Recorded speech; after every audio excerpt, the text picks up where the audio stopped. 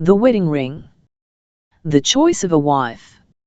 Is there never a woman among the daughters of thy brethren, or among all my people, that thou goest to take a wife of the uncircumcised? 14.3. Samson, the giant, is here asking consent of his father and mother to marriage with one whom they thought unfit for him. He was wise in asking their counsel, but not wise in rejecting it. Captivated with her looks, the big son wanted to marry a daughter of one of the hostile families, a deceitful, hypocritical, whining, and saturnine creature, who afterward made for him a world of trouble till she quit him forever. In my text his parents forbade the banns, practically saying, when there are so many honest and beautiful maidens of your own country, are you so hard put to for a lifetime partner that you propose conjugality with this foreign flirt? Is there such a dearth of lilies in our Israelitish gardens that you must wear on your heart a Philistine thistle? Do you take a crab-apple because there are no pomegranates? Is there never a woman among the daughters of thy brethren, or among all my people, that thou goest to take a wife of the uncircumcised Philistines? Beautiful Jewesses. Excuseless was he for such a choice in a land and amid a race celebrated for female loveliness and moral worth, a land and a race of which self-denying Abigail, and heroic Deborah, and dazzling Miriam, and pious Esther, and glorious Ruth, and Mary, who hugged to her heart the blessed Lord, were only magnificent specimens. The midnight folded in their hair, the lakes of liquid beauty in their eye, the gracefulness of spring momming in their posture and gait, were only typical of the greater brilliance and glory of their soul. Likewise excuseless is any man in our time who makes lifelong alliance with any one who, because of her disposition, or heredity, or habits, or intellectual vanity, or moral twistification, may be said to be of the Philistines. Modern female loveliness. The world never owned such opulence of womanly character or such splendor of womanly manners or multitudinous instances of wifely, motherly, daughterly, sisterly devotion, as it owns today. I have not words to express my admiration for good womanhood. Woman is not only man's equal, but in affectional and religious nature, which is the best part of us, she is 75% his superior. Yet, during the last 20 years, through the increased opportunity opened for female education, the women of the country are better educated than the majority of men, and if they continue to advance in mentality at the present ratio, before long the majority of men will have difficulty in finding in the opposite sex enough ignorance to make appropriate consort. If I am under a delusion as to the abundance of good womanhood abroad, consequent upon my surroundings since the hour I entered this life until now, I hope the delusion will last until I embark from this planet. So you will understand, if I say in this course of senons something that seems severe, I am neither cynical nor disnottled. No need to marry a fool. There are in almost every farmhouse in the country, in almost every home of the great town, conscientious women, worshipful women, self-sacrificing women, holy women, innumerable Marys, sitting at the feet of Christ, innumerable mothers, helping to feed Christ in the person of his suffering disciples, 1,000 capped and spectacled grandmothers Lois, bending over Bibles whose precepts they have followed from early girlhood, and tens of thousands of young women that are dawning upon us from school and seminary, that are going to bless the world with good and happy homes, that shall eclipse all their predecessors, a fact that will be acknowledged by all men except those who are strck through with moral decay from toe to cranium, and more inexcusable than the Samson of the text is that man who, amid all this unparalleled munificence of womanhood, man is a fool. But some Ophiao are abroad suffering from such disaster, and to hold others of you from going over the same precipice, I cry out in the words of my text, is there never a woman among the daughters of thy brethren, or among all my people, that thou goest to take a wife of the uncircumcised Philistines? Marriage not for all. That marriage is the destination of the human race is a mistake that I want to correct before I go further. There are multitudes who never will marry, and still greater multitudes who are not fit to marry. In Great Britain today there are 948,000 more women than men, and that, I understand, is about the ratio in America. By mathematical and inexorable law, you see, millions of women will never marry. The supply for matrimony is greater than the demand, the first lesson of which is that every woman ought to prepare to take care of herself if need be. Then there are thousands of men who have no right to marry, because they have become so corrupt of character that their offer of marriage is an insult to any good woman.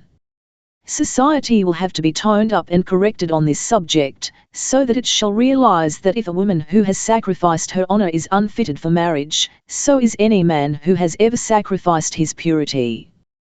What right have you, O maskun beast, whose life has been loose, to take under your care the spotlessness of a virgin reared in the sanctity of a respectable home? Will a buzzard dare to court a dove? The first step. But the majority fear will many, and have a right to marry, and as your religious teacher I wish to say to these men, in the choice of a wife first of all seek divine direction. About 35 years ago, when Morton Farquhar Tupper, the English poet, urged men to prayer before they decided upon matrimonial association, people laughed. And some of them have lived to laugh on the other side of their mouth. Eminent blunderers. The need of divine direction I argue from the fact that so many men, and some of them strong and wise, have wrecked their lives at this juncture. Witness Samson and this woman of Timnath. Witness Socrates, pecked of the historical Xantip. Witness Job, whose wife had nothing to prescribe for his carbuncles but allopathic doses of profanity. Witness Ananias, a liar, who might perhaps have been cured by an lawful spouse, yet marrying as great a liar as himself, Sapphira. Witness John Wesley, one of the best men that ever lived, united to one of the most outrageous and scandalous of women, who sat in City Road Chapel, making mouths at him while he preached. Witness the once cannibal wretchedness of John Ruskin, the great art essayist, and Frederick W. Robertson, the great preacher. Witness 1,000 hells on earth. Kindled by unworthy wives, termagants that scold like a March northeaster, female spendthrifts, that put their husbands into fraudulent schemes to get money enough to meet the lavishment of domestic expenditure, opium-using women, about 400,000 of them in the United States, who will have the drug, though it should cause the eternal damnation of the whole household, heartless and overbearing, and namby-pamby and unreasonable women, yet married. Married perhaps to good men. These are the women who build the low club houses, where the husbands and sons go because they can't stand it at home. On this sea of matrimony, where so many have been wrecked, am I not right in advising divine pilotage? Numerous pitfalls. Especially is devout supplication needed, because of the fact that society is so full of artificialities that men are deceived as to whom they are marrying, and no one but the Lord knows. After the dressmaker, and the milliner, and the jeweler, and the hair adjuster, and the dancing master, and the cosmetic art have completed their work, how is an unsophisticated man to decipher the physiological hieroglyphics, and make accurate judgment of who it is to whom he offers hand and hilt? This is what makes so many recreant husbands. They make an honorable marriage contract, but the goods delivered are so different from the sample by which they bargained. They were simply swindled, and they backed out. They mistook Jezebel for Longfellow's Evangeline, and Lucretia Borgia for Martha Washington. As the Indian chief boasts of the scalps he has taken, so there are in society today many coquettes who boast of the masculine hearts they have captured. And these women, though they may live amid richest upholstery, are not so honourable as the Cyprians of the street, for these advertise their infamy, while the former profess heaven while they mean hell. There is so much counterfeit womanhood abroad, it is no wonder that some cannot tell the genuine coin from the base. Do you not realize you need divine guidance when I remind you that mistake is possible in this important affair, and, if made, is irrevocable? A mistake irreparable. The worst predicament possible is to be unhappily yoked together. You see, it is impossible to break the yoke. The more you pull apart, the more galling the yoke. The minister might bring you up again, and in your presence read the marriage ceremony backward, might put you on the opposite sides of the altar from where you were when you were united, might take the ring off of the finger, might rend the wedding veil asunder, might tear out the marriage leaf from the family Bible record, but all that would fail to unmarry you. It is better not to make the mistake than to attempt its correction. But men and women do not reveal all their characteristics till after marriage, and how are you to avoid committing the fatal blunder? There is only one being in the universe who can tell you whom to choose, and that is the Lord of Paradise. He made Eve for Adam, and Adam for Eve, and both for each other. Adam had not a large group of women from whom to select his wife, but it is fortunate, judging from some mistakes which she afterward made, that it was Eve or nothing. There is in all the world someone who was made for you, as certainly as Eve was made for Adam. All sorts of mistakes occur because Eve was made out of a rib from Adam's side. Nobody knows which of his 24 ribs was taken for the nucleus. If you depend entirely upon yourself in the selection of a wife, there are 23 possibilities to one that you will select the wrong rib. By the fate of Ahab, whose wife induced him to steal, by the fate of Macbeth, whose wife pushed him into massacre, by the fate of James Ferguson, the philosopher, whose wife entered the room while he was lecturing and willfully upset his astronomical apparatus, so that he turned to the audience and said, "Ladies and gentlemen, I have the misfortune to be married to this woman," by the fate of Bulwer, the novelist, whose wife's temper was so incompatible that he furnished her a beautiful house near London and withdrew from her company, leaving her with the dozen dogs whom she entertained as pets, by the fate of John Milton, who married a termagant after he was blind, and when someone called her a rose, the poet said, "I am no judge of flowers, but it may be so, for I feel the thorns daily," by the fate of an Englishman whose wife was so determined to dance on his grave that he was buried in the sea, by the fate of a village minister whom I knew, whose wife threw a cup of hot tea across the table because they differed in sentiment. By all these scenes of disquietude and domestic calamity, we implore you to be cautious and prayerful before you enter upon the connubial state, which decides whether a man shall have 2 heavens or 2 hells, a heaven here and heaven forever, or a hell now and hell hereafter. Noble. By the bliss of Pliny, whose wife, when her husband was pleading in court, had messengers coming and going to inform her what impression he was making, by the joy of Grotius, whose wife delivered him from prison under the pretence of having books carried out lest they be injurious to his health, she sending out her husband unobserved in one of the bookcases, by the good fortune of Roland, in Louis time, whose wife translated and composed for her husband, while Secretary of the Interior. Talented, heroic, wonderful Madame Roland, by the happiness of many a man who has made intelligent choice of one capable of being prime counsellor and companion in brightness and in grief, pray to Almighty God, morning, noon, and night that at the right time and in the right way He will send you a good, honest, loving, sympathetic wife, or if she is not sent to you, that you may be sent to her. Avoid matchmakers. At this point let me warn you not to let a question of this importance be settled by the celebrated matchmakers flourishing in almost every community. Depend upon your own judgment divinely illumined. These brokers in matrimony are ever planning how they can unite impecunious innocence to an heiress, or celibate woman to millionaire or marquise, and that in many cases makes life an unhappiness. How can any human being, who knows neither of the two parties as God knows them, and who is ignorant of the future, give such direction as you require at such a crisis?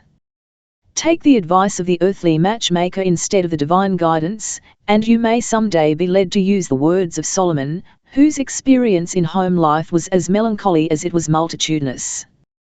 One day his palace with its great wide rooms and great wide doors and great wide hall was too small for him and the loud tongue of a woman belaboring him about some of his neglects, and he retreated to the housetop to get relief from the lingual bombardment. And while there he saw a poor man on one corner of the roof with a mattress for his only furniture, and the open sky his only covering. And Solomon envies him and cries out, "It is better to dwell in the corner of the housetop than with a brawling woman in a wide house." And one day during the rainy season the water leaked through the roof of the palace and began to drop in a pail or pan set there to catch it. And at one side of him all day long the water went drop, drop, drop. While on the other side a female companion quarrelling about this, and quarrelling about that, the acrimonious and petulant words falling on his ear in ceaseless pelting, drop, drop, drop. And he seized his pen and wrote, a continual dropping in a very rainy day and a contentious woman are alike. If Solomon had been as prayerful at the beginning of his life as he was at the close, how much domestic infelicity he would have avoided. But prayer about this will amount to nothing unless you pray soon enough. Wait until you are fascinated and the equilibrium of your soul is disturbed by a magnetic and exquisite presence, and then you will answer your own prayers, and you will mistake your own infatuation for the voice of God. Avoid scoffers. If you have this prayerful spirit you will surely avoid all female scoffers at the Christian religion, and there are quite a number of them in all communities.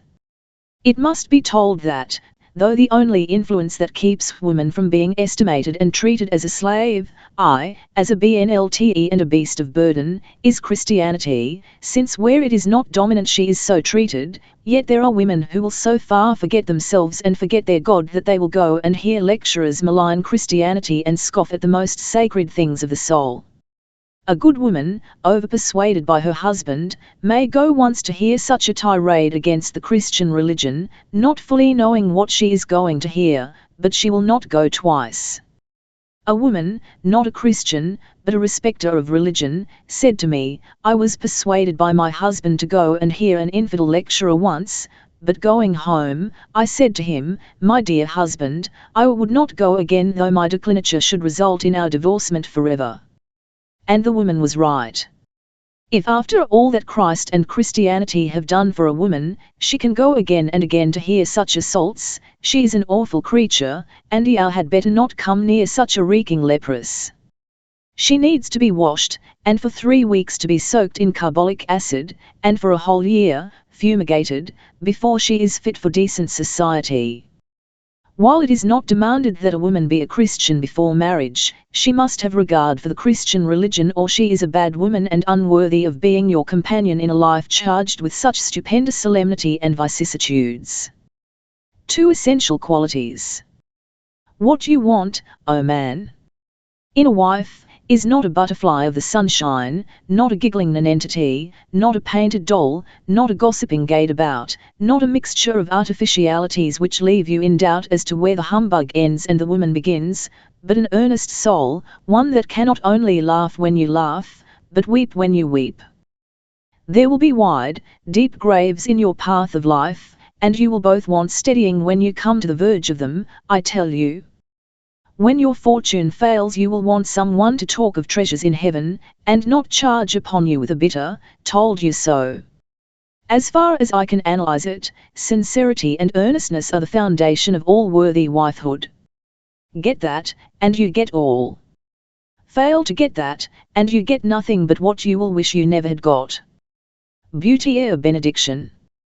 Don't make the mistake that the man of the text made in letting his eye settle the question in which coolest judgment directed by divine wisdom are all important.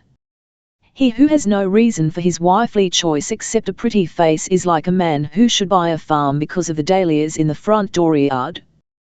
Beauty is a talent, and when God gives it he intends it as a benediction upon a woman's face.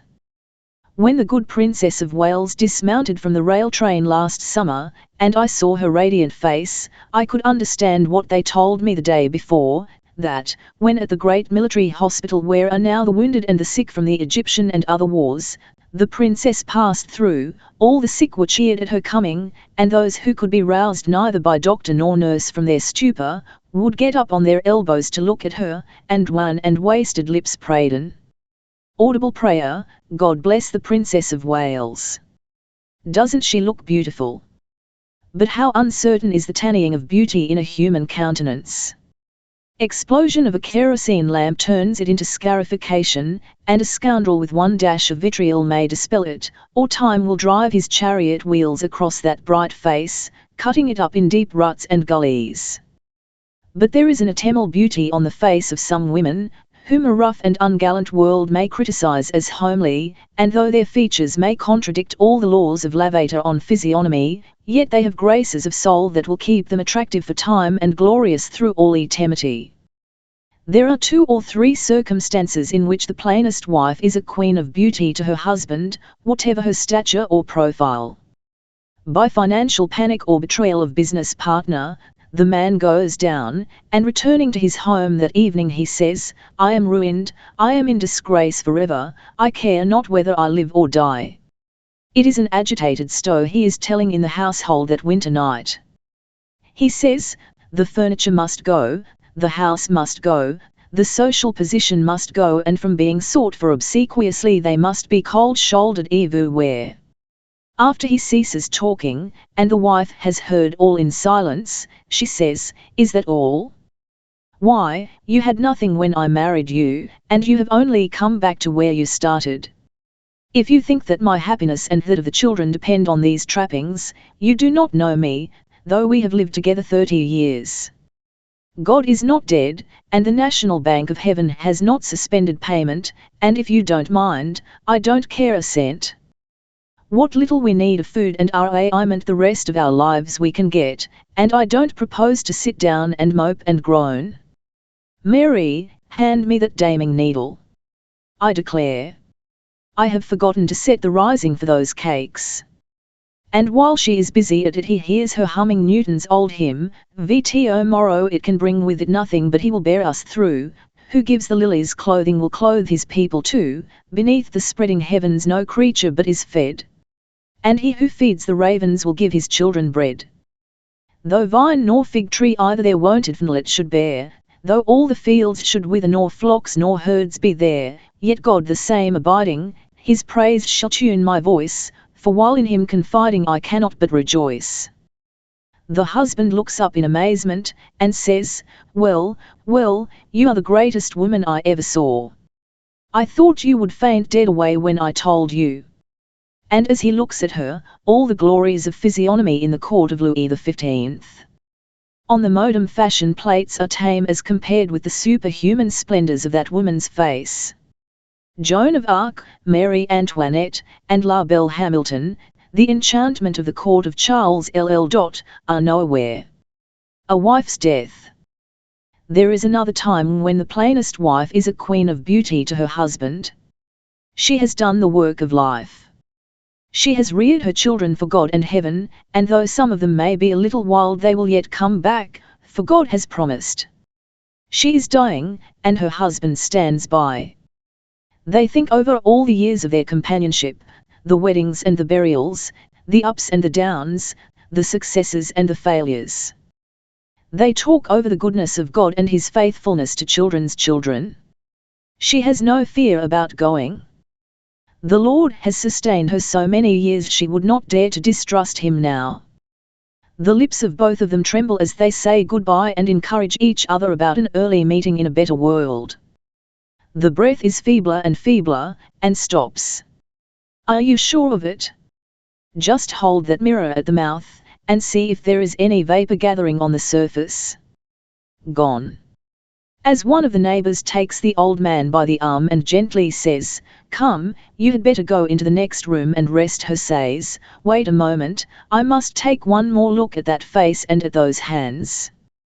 Beautiful. Beautiful. My friends, I hope you do not call that death. That is an autumnal sunset. That is a crystalline river pouring into a crystal sea. That is the solo of human life overpowered by Hallelujah chorus. That is a queen's coronation. That is heaven. That is the way my father stood at 82, seeing my mother depart at 79. Perhaps so your father and mother went. I wonder if we shall die as well? The choice of a husband. The Lord grant you that ye may find rest, each of you in the house of her husband. Ruth I-9. This was the prayer of pious Naomi for Ruth and Orpah, and is an appropriate prayer now in behalf of unmarried womanhood.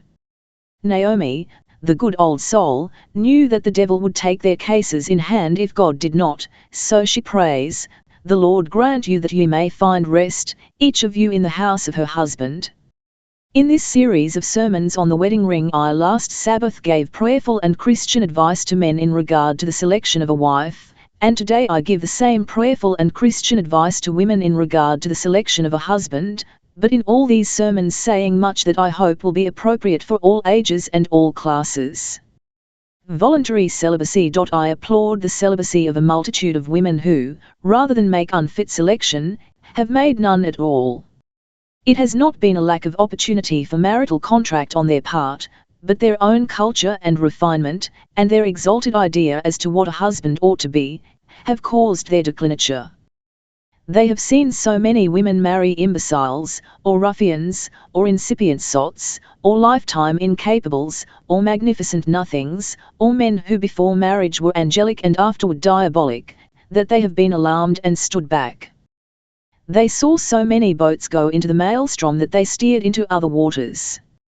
Better for a woman to live alone, though she live 1,000 years, than to be annexed to one of these masculine failures with which society is surfeited.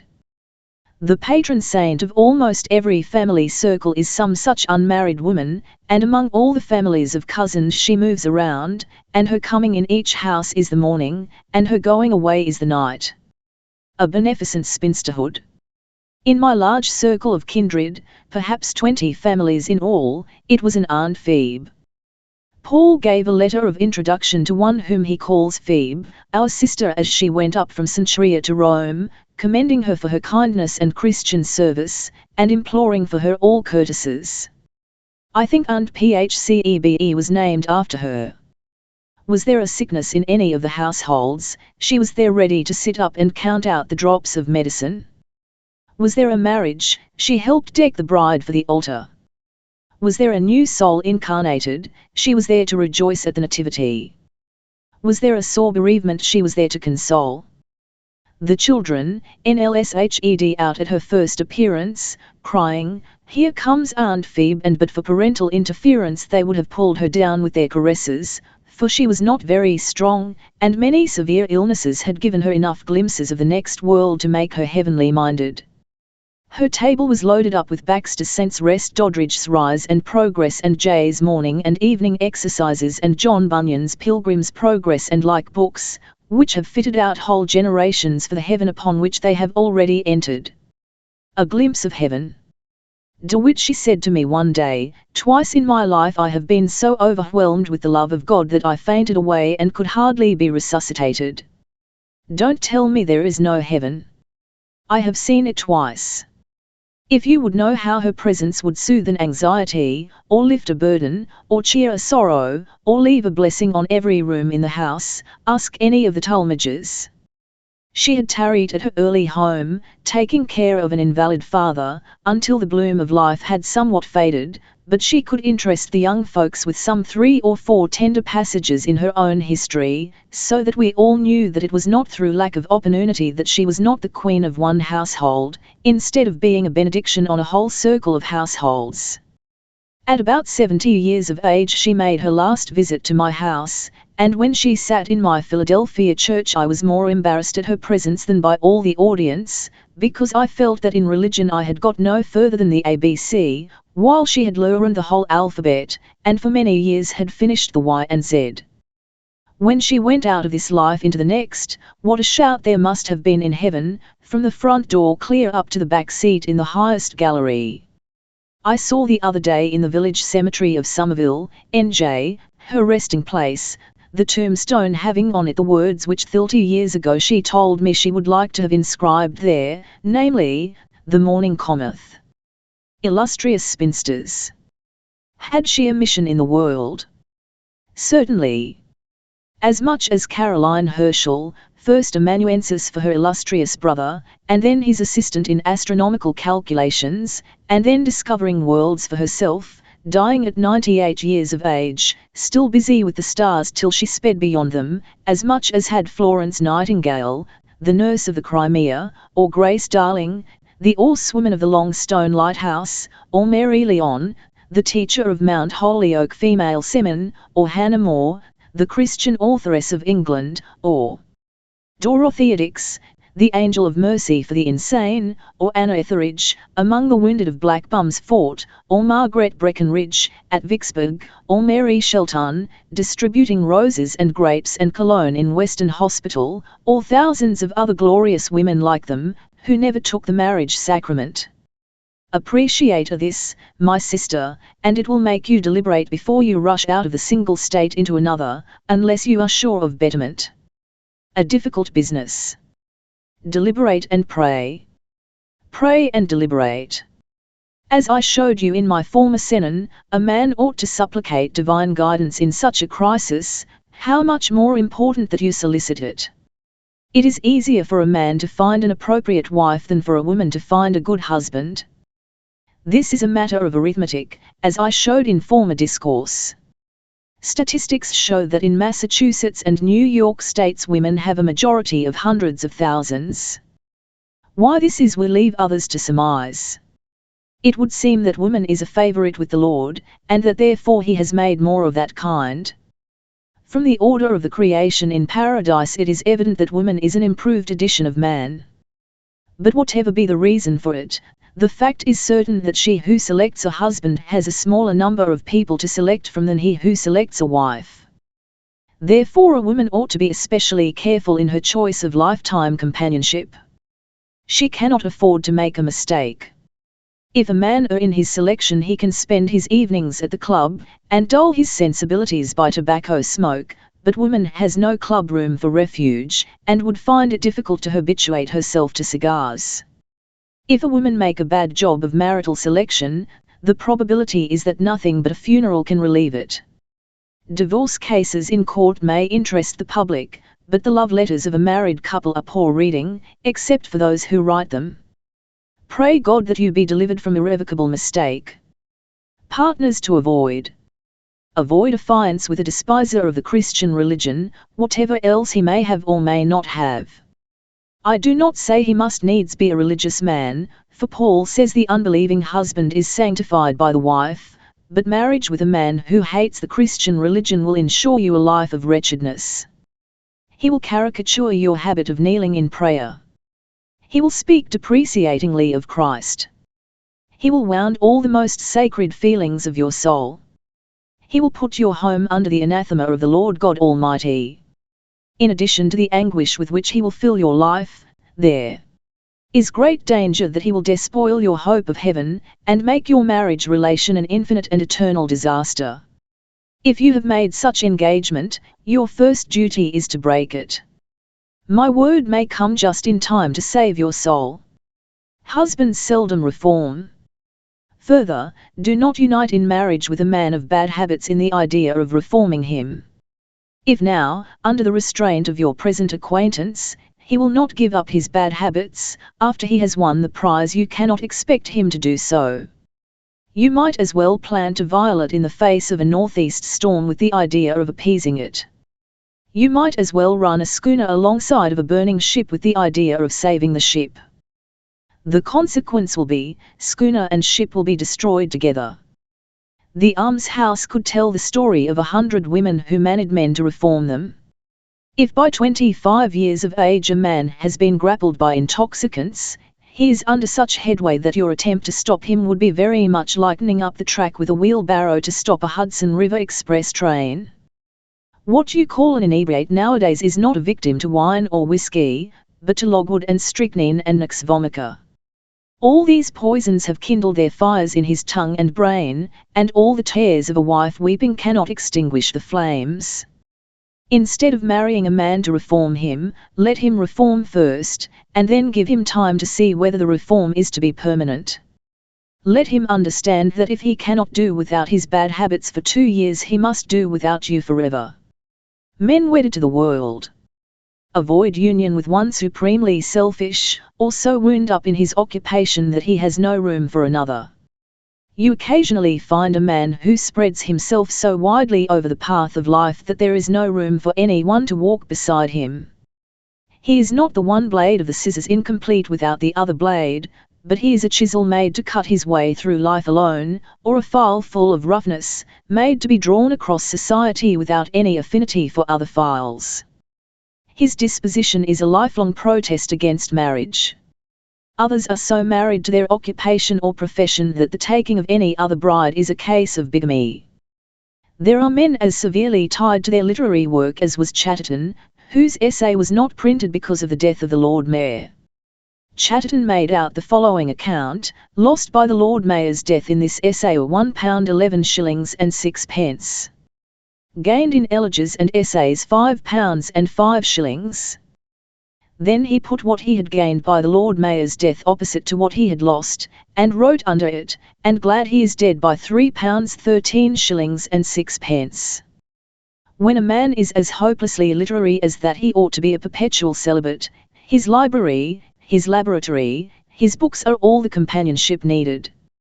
Indeed, some of the mightiest men this world ever saw have not patronized matrimony. Cowper, Pope, Newton, Swift, Locke, Walpole, Gibbon, Hume, Arbuthnot, were single. Some of these marriage would have helped. The right kind of a wife would have cured Cowper's gloom, and given to Newton more practicability, and been a relief to Locke's overtasked brain. A Christian wife might have converted Hume and Gibbon to a belief in Christianity. But Dean Swift did not deserve a wife, from the way in which he broke the heart of Jane Waring first, and Esther Johnson afterward, and last of all Vanessa. The great wit of the day, he was outwitted by his own cruelties. Predestination in marriage. Amid so many possibilities of fatal mistake, am I not right in urging you to seek the unerring wisdom of God, and before you are infatuated? Because most marriages are fit to be made convinces us that they are divinely arranged. Almost every cradle has an affinity toward some other cradle. They may be on the opposite sides of the earth, but one child gets out of this cradle, and another child gets out of that cradle, and with their first steps they start for each other. They may diverge from the straight path, going toward the north, or south, or east, or west. They may fall down, but the two rise facing each other. They are approaching all through infancy. The one all through the years of boyhood is going to meet the one who is coming through all the years of girlhood to meet him. The decision of parents as to what is best concerning them, and the changes of fortune, may for a time seem to arrest the two journeys. But on they go. They may never have seen each other. But the two pilgrims who started at the two cradles are nearing. Aina 18, 20, or 30 years, the two come within sight. At the first glance they may feel a dislike, and they may slacken their step, yet something that the world calls fate, and that religion calls providence, urges them on and on. They must meet. They come near enough to join hands in social acquaintance, after a while to join hands in friendship, after a while to join hearts. The delegate from the one cradle comes up the east aisle of the church with her father. The delegate from the other cradle comes up the west aisle of the church. The two long journeys end at the snowdrift of the bridal veil. The two chains made out of many years are forged together by the golden link which the groom puts upon the third finger of the left hand. One on earth, may they be one in heaven. But there are so many exceptions to the general NLLE of natural affinity that only those are safe who pray for a heavenly hand to lead them. Because they depended on themselves and not on God, there are thousands of women every year going to the slaughter. In India, women leap on the funeral pyre of a dead husband. We have a worse spectacle than that in America, women innumerable leaping on the funeral pyre of a living husband. The advertising brute. Avoid all proposed alliances through newspaper advertisements. Many women, just for fun, have answered such advertisements, and have been led on from step to catastrophe infinite. All the men who write such advertisements are villains and lepers, all, without a single exception. All. All. Do you answer them just for fun? I will tell you a safer and healthier fun. Thrust your hand through the cage at a menagerie, and stroke the back of a cobra from the East Indies. Put your head in the mouth of a Numidian lion, to see if he will bite. Take a glassful of Paris green mixed with some delightful henbane. These are safer and healthier fun than answering newspaper advertisements for a wife. Marry independent men. My advice is, marry a man who is a fortune in himself. Houses, lands, and large inheritance are well enough, but the wheel of fortune turns so rapidly that through some investment all these in a few years may be gone. There are some things, however, that are a perpetual fortune: good manners, geniality of soul, kindness, intelligence, sympathy, courage, perseverance, industry, and wholeheartedness. Marry such a one and you have married a fortune, whether he have an income now of $50,000 a year or an income of $1,000. A bank is secure according to its capital stock, and not to be judged by the deposits for a day or a week. A man is rich according to his sterling qualities, and not according to the mutability of circumstances, which may leave with him a large amount of resources today and withdraw them tomorrow. If a man is worth nothing but money, he is poor indeed. If a man have upright character, he is rich. Property may come and go, he is independent of the markets. Nothing can buy him out, nothing can sell him out. He may have more money one year than another, but his better fortunes never vacillate. Avoid perfect men. Yet do not expect to find a perfect man. If you find one without any faults, incapable of mistakes, never having guessed wrongly, his patience never having been perturbed, immaculate in speech, in temper, in habits, do not marry him. Why? Because you would enact a swindle. What would you do with a perfect man who are not perfect yourself? And how dare you hitch your imperfection fast on such supernatural excellence? What a companion you would make for an angel! In other words, there are no perfect men. There never was but one perfect pair, and they slipped down the banks of paradise together. We occasionally find a man who says he never sins. We know he hears when he says it. We have had financial dealings with 2 or 3 perfect men, and they cheated us woefully. Do not, therefore, look for an immaculate husband, for you will not find him. Plenty of good husbands. But do not become cynical on this subject. Society has a great multitude of grand men who know how to make home happy. When they come to be husbands, they evince an ability of nature and a self-sacrificing spirit that surprise even the wife. These are the men who cheerfully sit in dark and dirty business offices, 10 feet by 12, in summertime hard at work, while the wives and daughters are off at Saratoga, Mount Desert, or the White Sulphur. These are the men who, never having had much education themselves, have their sons at Yale, and Harvard, and Virginia University. These are the men who work themselves to death by 50 years of age, and go out to Greenwood leaving large estate and generous life insurance provision for their families. There are husbands and fathers here by the hundreds who would die for their households. If outlawry should ever become dominant in our cities, they would stand in their doorway, and with their own arm would cleave down, one by one, 50 invaders face to face, foot to foot, and every stroke a demolition. This is what makes an army in defense in a country fight more desperately than an army of conquest. It is not so much the abstract sentiment of a flag as it is wife, and children, and home that turns enthusiasm into a FTUI. The world has such men by the million, and the homunculi that infest all our communities must not hinder women from appreciating the glory of true manhood. Fidelity in adversity. I was reading of a bridal reception. The young man had brought home the choice of his heart in her elaborate and exquisite apparel. As she stood in the gay drawing-room, and amid the gay group, the young man's eyes filled with tears of joy as he thought that she was his. Years passed by, and they stood at the same parlour on another festal occasion.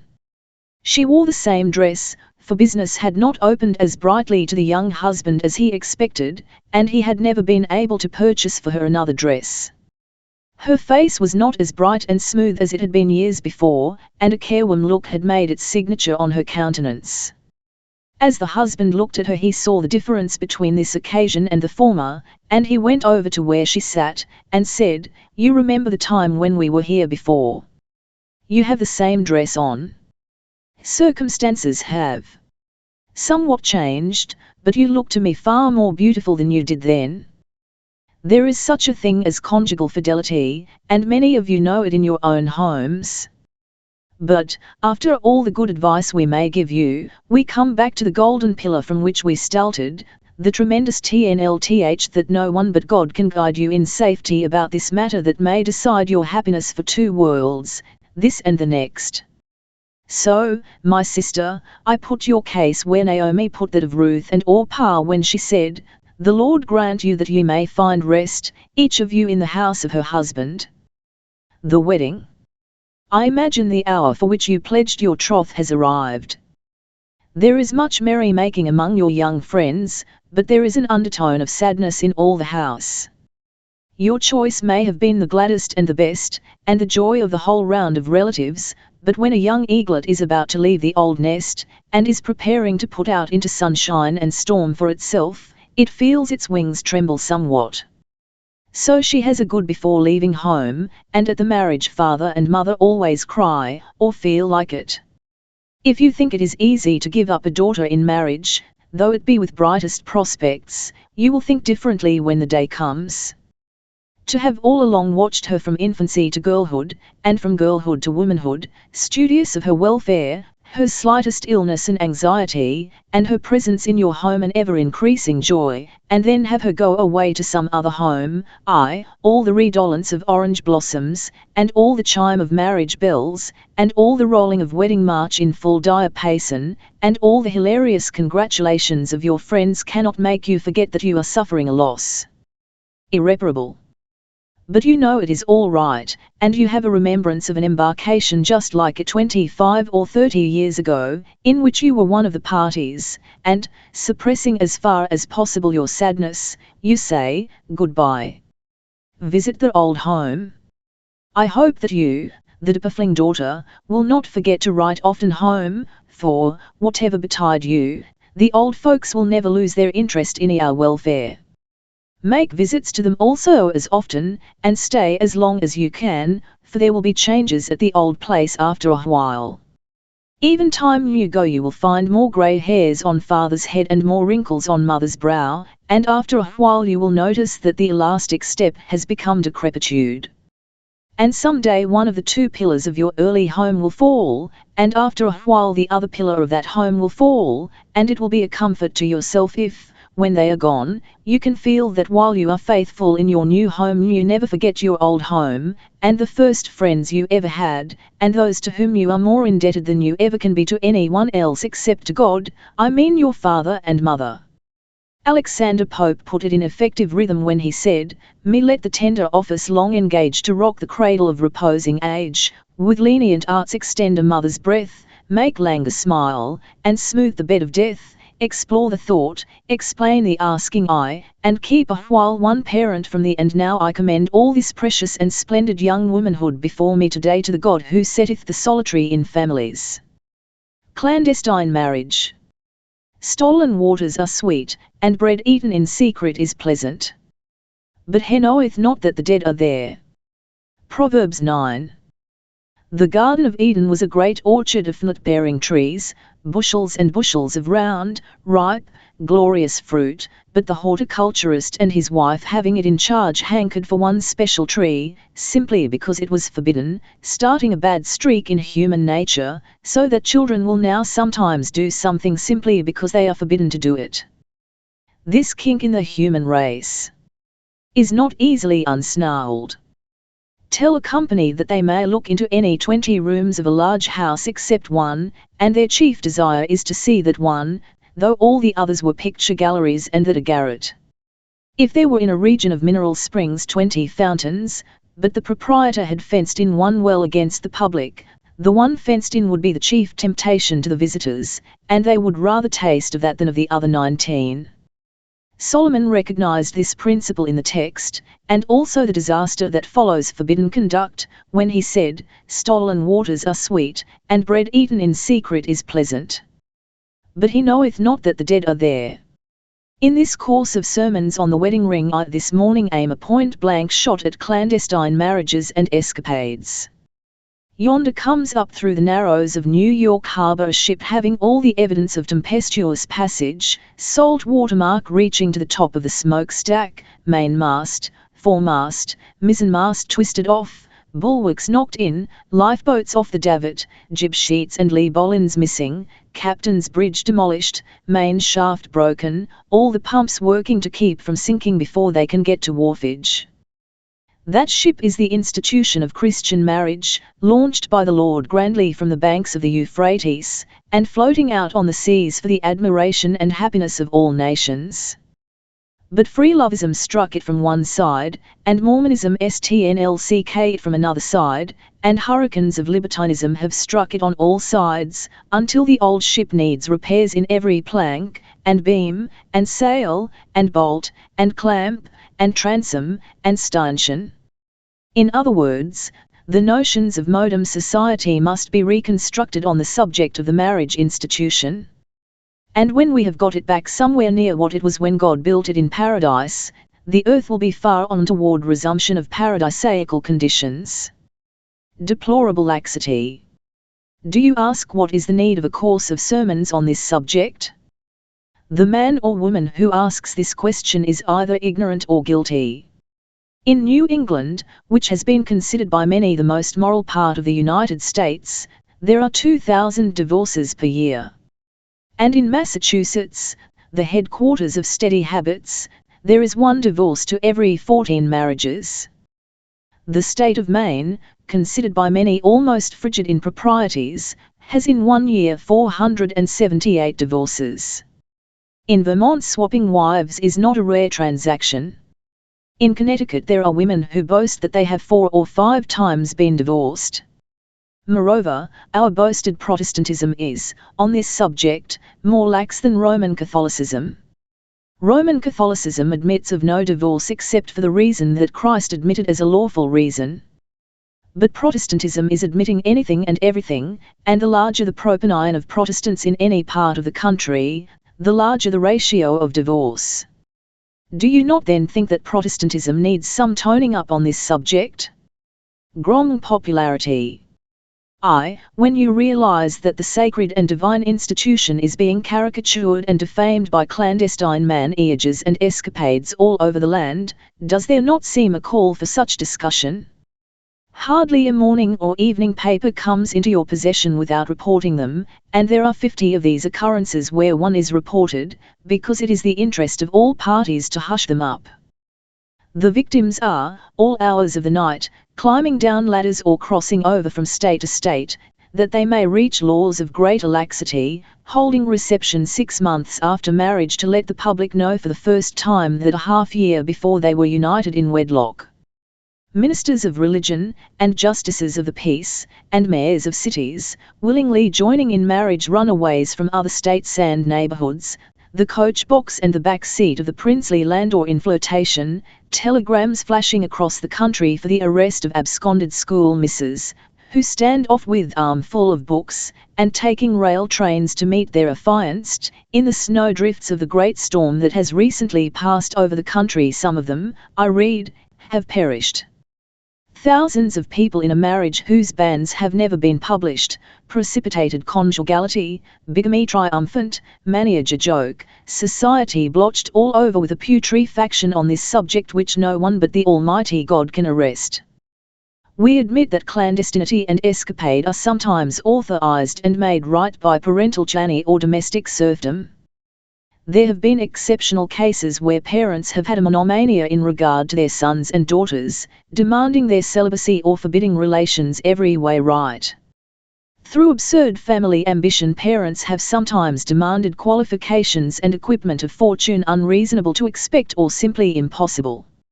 Children are not expected to marry to please their parents, but to please themselves. Given good morals, means of a livelihood, appropriate age and quality of social position, and no parent has a right to prohibit a union that seems deliberate and a matter of the heart. Reverend Philip Henry, eminent for piety and good sense, used to say to his children, "Please God and please yourselves, and you shall never displease me." A matrimonial tragedy. During our Civil War a marriage was about to be celebrated at Charleston, SC, between Lieutenant de Rochelle and Miss Anna, the daughter of ex-Governor Pickens. As the ceremony was about to be solemnized, a shell broke through the roof and wounded 9 of the guests, and the bride fell dying, and, wrapped in her white wedding robe, her betrothed kneeling at her side, in 2 hours she expired. And there has been many as bright a union of healths as that proposed, that the bombshell of outrageous parental indignation has wounded and scattered and slain. If the hand offered in marriage be blotched of intemperance, if the life of the marital candidate has been debauched, if he has no visible means of support, and poverty and abandonment seem only a little way ahead, if the twain seem entirely unmatched in disposition, protest and forbid, and reinforce your opinion by that of others, and put all lawful obstacles in the way, but do not join that company of parents who have lined their children by a plutocracy of domestic crankiness which has caused more than one elopement. I know of a few cases where marriage has been under the red-hot anathema of parents and all the neighbors, but God approved, and the homes established have been beautiful and positively Edenic. But while we have admitted there are real cases of justifiable rebellion, in 99 cases out of 100, in 999 cases out of 1,000, these unlicensed departures and decampments by moonlight are ruin, temporal and eternal. It is safer for a woman to jump off the docks of the East River and depend on being able to swim to the other shore, or get picked up by a ferry boat. The possibilities are that she may be rescued, but the probability is that she will not. Read the story of the escapades in the newspapers for the last 10 years, and find me a half-dozen that do not mean poverty, disgrace, abandonment, police court, divorce, death, and hell. Stolen waters are sweet, and bread eaten in secret is pleasant. But he knoweth not that the dead are there.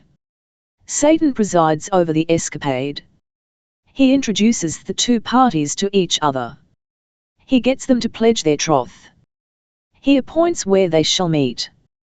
He shows them where they can find officiating minister or squire. He points out to them the ticket office for the rail train. He puts them aboard, and when they are going at 40 miles the hour he jumps off and leaves them in the lurch, for, while Satan has a genius in getting people into trouble, he has no genius for getting people out. He induced Jonah to take ship for Tarshish when God told him to go to Nineveh, but provided for the recreant prophet no better landing place than the middle of the Mediterranean Sea. The dime novel. The modem novel is responsible for many of these abscondings.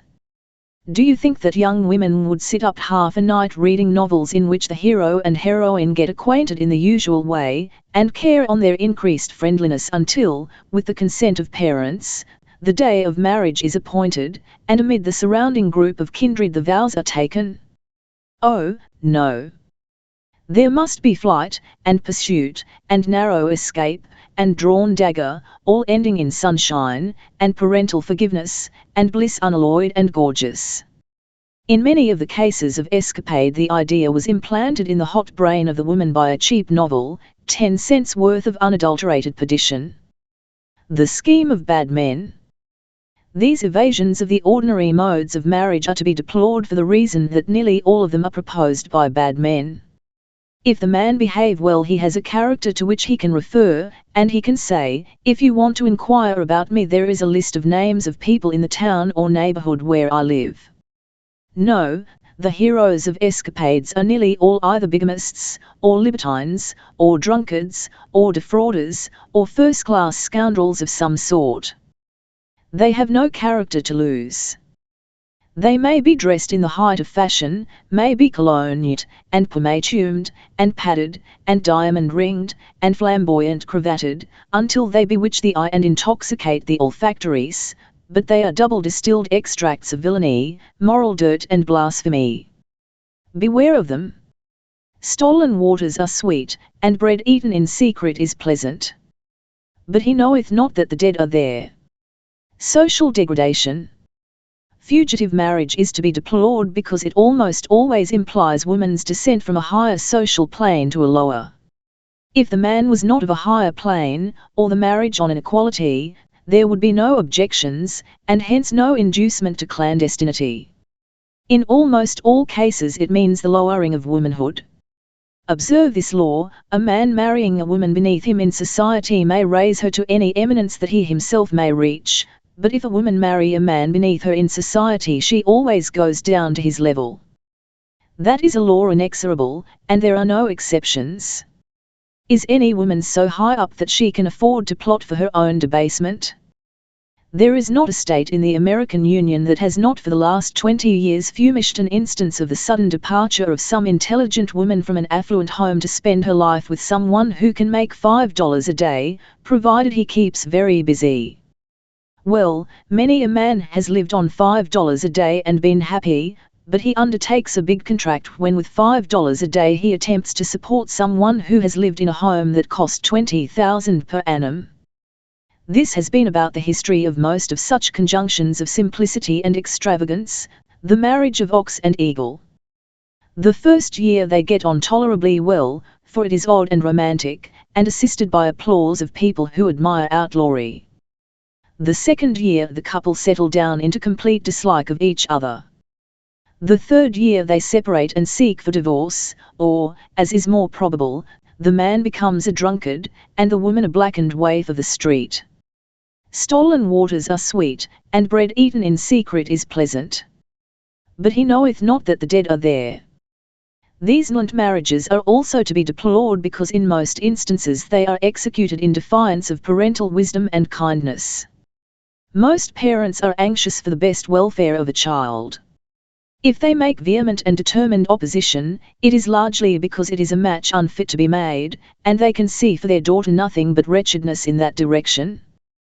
They have keener and wiser appreciation, for instance, of the certain domestic demolition that comes from alcoholism in a young man. They realize what an idiot a woman is who marries a man who has not brains or industry enough to earn a livelihood for a family. No Bureau of Statistics can tell us the number of women who, after marriage, have to support themselves and their husbands.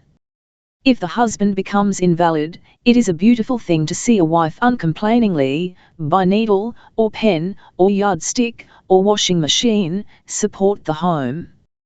But these great, lazy masculine louts that stand around with hands in their pockets, allowing the wife with her weak arm to fight the battle of bread, need to be regurgitated from society. Reversed relations. There are innumerable instances in these cities where the wife pays the rent, and meets all the family expenses, and furnishes the tobacco and the beer for the lord of the household. No wonder parents put on all the brakes to stop such a train of disaster. They have too often seen the gold ring put on the finger at the altar turning out to be the iron link of a chain of domestic servitude. What a farce it is for a man who cannot support himself, and not worth a cent in the world, to take a ring which he purchased by money stolen from his grandmother's cupboard, and put it on the finger of the bride, saying, "With this ring I thee wed, and with all my worldly goods I thee endow." It is amazing to see how some women will marry men knowing nothing about them. No merchant would sell $100 worth of goods on credit without knowing whether the customer was one he of being nulsted. No man or woman would buy a house with encumbrances of mortgages, and liens, and judgments against it uncancelled, and yet there is not an hour of the day or night for the last 10 years there have not been women by hasty marriage entrusting their earthly happiness to men about whose honesty they know nothing, or who are encumbered with liens, and judgments, and first mortgages, and second mortgages, and third mortgages of evil habits. No wonder that in such circumstances parents in conjugating the verb in question pass from the subjunctive mood to the indicative, and from the indicative to the imperative. In nearly all the cases of escapade that you will hear of the rest of your lives there will be a headlong leap over the barriers of parental common sense and forethought. Stolen waters are sweet, and bread eaten in secret is pleasant. But he knoweth not that the dead are there. Involves deception. We also deplore these fraudulent espousals and this sneaking exchange of single life for married life because it is deception, and that is a corroding and damning vice. You must deceive your kindred, you must deceive society, you must deceive all but God, and him you cannot deceive. Deception does not injure others so much as it injures ourselves.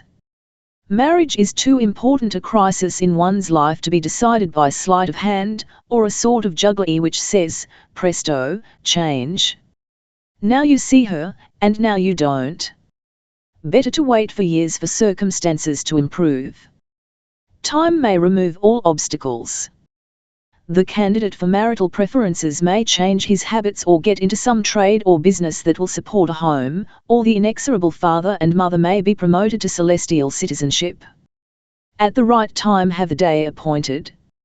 Stand at the end of the best room in the house with joined hands, and minister of religion before you to challenge the world that if they know of any reason why these two persons shall not be united, they state it now or forever hold their peace, and then start out with the good wishes of all the neighbours and the halo of the divine sanction. When you can go out of harbour at noon with all flags flying, do not try to run a blockade at midnight. In view of all this, I charge you to break up clandestine correspondence if you are engaged in it, and have no more clandestine meetings, either at the ferry, or on the street, or at the house of mutual friends, or at the corner of the woods. Do not have letters come for you to the post office under assumed address. Have no correspondence that makes you uneasy lest someone by mistake open your letters. Do not employ terms of endearment at the beginning and close of letters unless you have a right to use them. That young lady is on the edge of danger who dares not allow her mother to see her letters. Confide in parents. If you have sensible parents, take them into your confidence in all the affairs of the heart. They will give you more good advice in 1 hour than you can get from all the world beside in 5 years. They have toiled for you so long, and prayed for you so much. They have your best interests at heart. At the same time, let parents review their opposition to a proposed marital alliance, and see if their opposition is founded on a genuine wish for the child's welfare, or on some whim, or notion, or prejudice, or selfishness, fighting a natural law and twing to make Niagara run upstream. William Pitt, the Prime Minister of England in the reign of George Ill, was always saying wise things. One day Sir Walter Farquhar called on him in great perturbation. Mr. Pitt inquired what was the matter, and Sir Walter told him that his daughter was about to be married to one not worthy of her rank. Mr. Pitt said, "Is the young man of respectable family?" "Yes." "Is he respectable in himself?" "Yes." "Has he an estimable character?" "Yes." "Why, then, my dear Sir Walter, make no opposition." The advice was taken, and a happy married life ensued. Let ministers and officers of the law decline officiating at clandestine marriages. When they are asked to date a marriage certificate back, as we all are asked, let them peremptorily decline to say that the ceremony was in November instead of January, or decline to leave the date blank, lest others fill out the record erroneously. Let a law be passed in all our states, as it has already been in some of the states, making a license from officers of the law necessary before we can unite couples, and then make it necessary to publish beforehand in the newspapers, as it used to be published in the New England churches, so that if there be lawful objection it may be presented, not swinging the buoy on the rocks after the ship has struck and gone to pieces. And here it might be well for me to take all the romance out of an escapade by quoting a dozen lines of Robin Pollock, the great Scotch poet, where he describes the crazed victim of one of these escapades. Yet had she many days of sorrow in the world, but never wept. She lived on alms, and carried in her some withered stalks she gathered in the spring. When any asked the cause she smiled, and said they were her sisters, and would come and watch her grave when she was dead. She never spoke of her deceiver, father, mother, home, or child, or heaven, or hell, or God, but still in lonely places walked, and ever gazed upon the withered stalks, and talked to them, till, wasted to the shadow of her youth, with woe too wide to see beyond, she died under the light. But now I turn on this subject an intenser light. We have 1,500 lights in this church, and when by electric touch they are kindled in the evening service it is almost startling. But this whole subject of clandestine marriages and escapades I put under a more intense light than that. The headlight of a locomotive is terrible if you stand near enough to catch the full glare of it. As it sweeps around the horseshoe curve of the Alleghenies or along the edges of the Sierra Nevadas, how far ahead, and how deep down, and how high up it flashes, and there is instantaneous revelation of mountain peak and wild beasts hieing themselves to their caverns and cascades 1,000 feet tall, or clinging in white terror to the precipices. But more intense, more far-reaching, more sudden, swifter and more tremendous is the headlight of an advancing judgment day, under which all the most hidden affairs of life shall come to discovery and arraignment.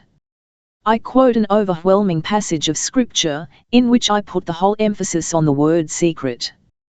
God shall bring every work into judgment, with every secret thing, whether it be good or evil. What a time that will be in which the cover shall be lifted from every home and from every heart. The iniquity may have been so sly that it escaped all human detection, but it will be as well known on that day as the crimes of Sodom and Gomorrah, unless for Christ's sake it has been forgiven. All the fingers of universal condemnation will be pointed at it. The archangel of wrath will stand there with uplifted thunderbolt ready to strike it. The squeamishness and misery of earthly society, which hardly allowed some sins to be mentioned on earth, are past, and the man who was unclean and the woman who was impure will, under a light brighter than 1,000 noonday suns, stand with the whole story written on scalp, and forehead, and cheek, and hands, and feet, the whole resurrection body aflame and dripping with fiery disclosures, 10,000 sepulchral and celestial and infernal voices crying, "Unclean! Unclean! Unclean!" All marital intrigues and all secret iniquities will be published, as though all the trumpets spoke them, and all the lightnings capitalized them, and all the earthquakes numbered them. O man, recreant to thy marriage vow! O woman, in sinful collusion! What, then, will become of thy poor soul? The tumbling Alps, and Pyrenees, and Mount Washingtons cannot hide thee from the consequences of thy secret sins. Better repent of them now, so that they cannot be brought against thee. For the chief of sinners there is pardon, if you ask it in time. But I leave you to guess what chance there will be for those who on earth lived in clandestine relations, when on that day the VO Christ, who had such high appreciation of the marriage relation that he compared it to his own relation with the church, shall appear at the door of the great hall of the last assize, and all the multitudes of earth, and hell, and heaven shall rise up and cry out from the three galleries, "Behold, the bridegroom cometh." Duties of husbands to wives. And Isaac went out to meditate in the field at Eventide, and he lifted up his eyes, and saw, and, behold, the camels were coming. Genesis 24.63. A bridal pageant on the back of dromedaries. The camel is called the ship of the desert. Its swinging motion in the distance is suggestive of a vessel rising and falling with the billows. Though awkward, how imposing these creatures as they move along, whether in ancient or modern times, sometimes carrying 400 or 4,000 travelers from Baghdad to Aleppo, or from Basora to Damascus. In my text comes a caravan. When notice the noiseless step of the broad foot, the velocity of motion, the gay caparison of saddle, and gilth, and awning, sheltering the riders from the sun, and the hilarity of the mounted passengers, and we cry out, "Who are they?" Well, Isaac has been praying for a wife, and it is time he had one, for he is 40 years of age, and his servant, directed by the Lord, has made a selection of Rebekah, and, with her companions and maidens, she is on her way to her new home, carrying with her the blessing of all her friends. The nuptial meeting. Isaac is in the fields, meditating upon his proposed passage from celibacy to monogamy. And he sees a speck against the sky, then groups of people, and after a while he finds that the grandest earthly blessing that ever comes to a man is approaching with this gay caravan. In this my discourse on the wedding ring, having spoken of the choice of a lifetime companion, I take it for granted, O man, that your marriage was divinely arranged, and that the camels have arrived from the right direction and at the right time, bringing the one that was intended for your consort, a Rebekah and not a Jezebel. I proceed to discuss as to how you ought to treat your wife, and my ambition is to tell you more plain truth than you ever heard in any 3/4 of an hour in all your life. The responsibility undertaken. First of all, I charge you realize your responsibility in having taken her from the custody and care and homestead in which she was once sheltered. What courage you must have had, and what confidence in yourself, to say to her practically, "Elle will be to you more than your father and mother, more than all the friends you ever had or ever can have. Give up everything and take me. I feel competent to see you through life in safety. You are an immoral being, but I am competent to defend you and make you happy. However bright and comfortable a home you have now, and though in one of the rooms is the armchair in which you rocked, and in the garret is the cradle in which you were hushed and the little bed in which you slept, and in the sitting room are the father and mother who have got wrinkle-faced, and stoop-shouldered, and dim eyesight in taking care of you, yet you will do better to come with me. I am amazed that any of us ever had the sublimity of impudence to ask such a transfer from a home assured to a home conjectured and unbuilt. A risky voyage.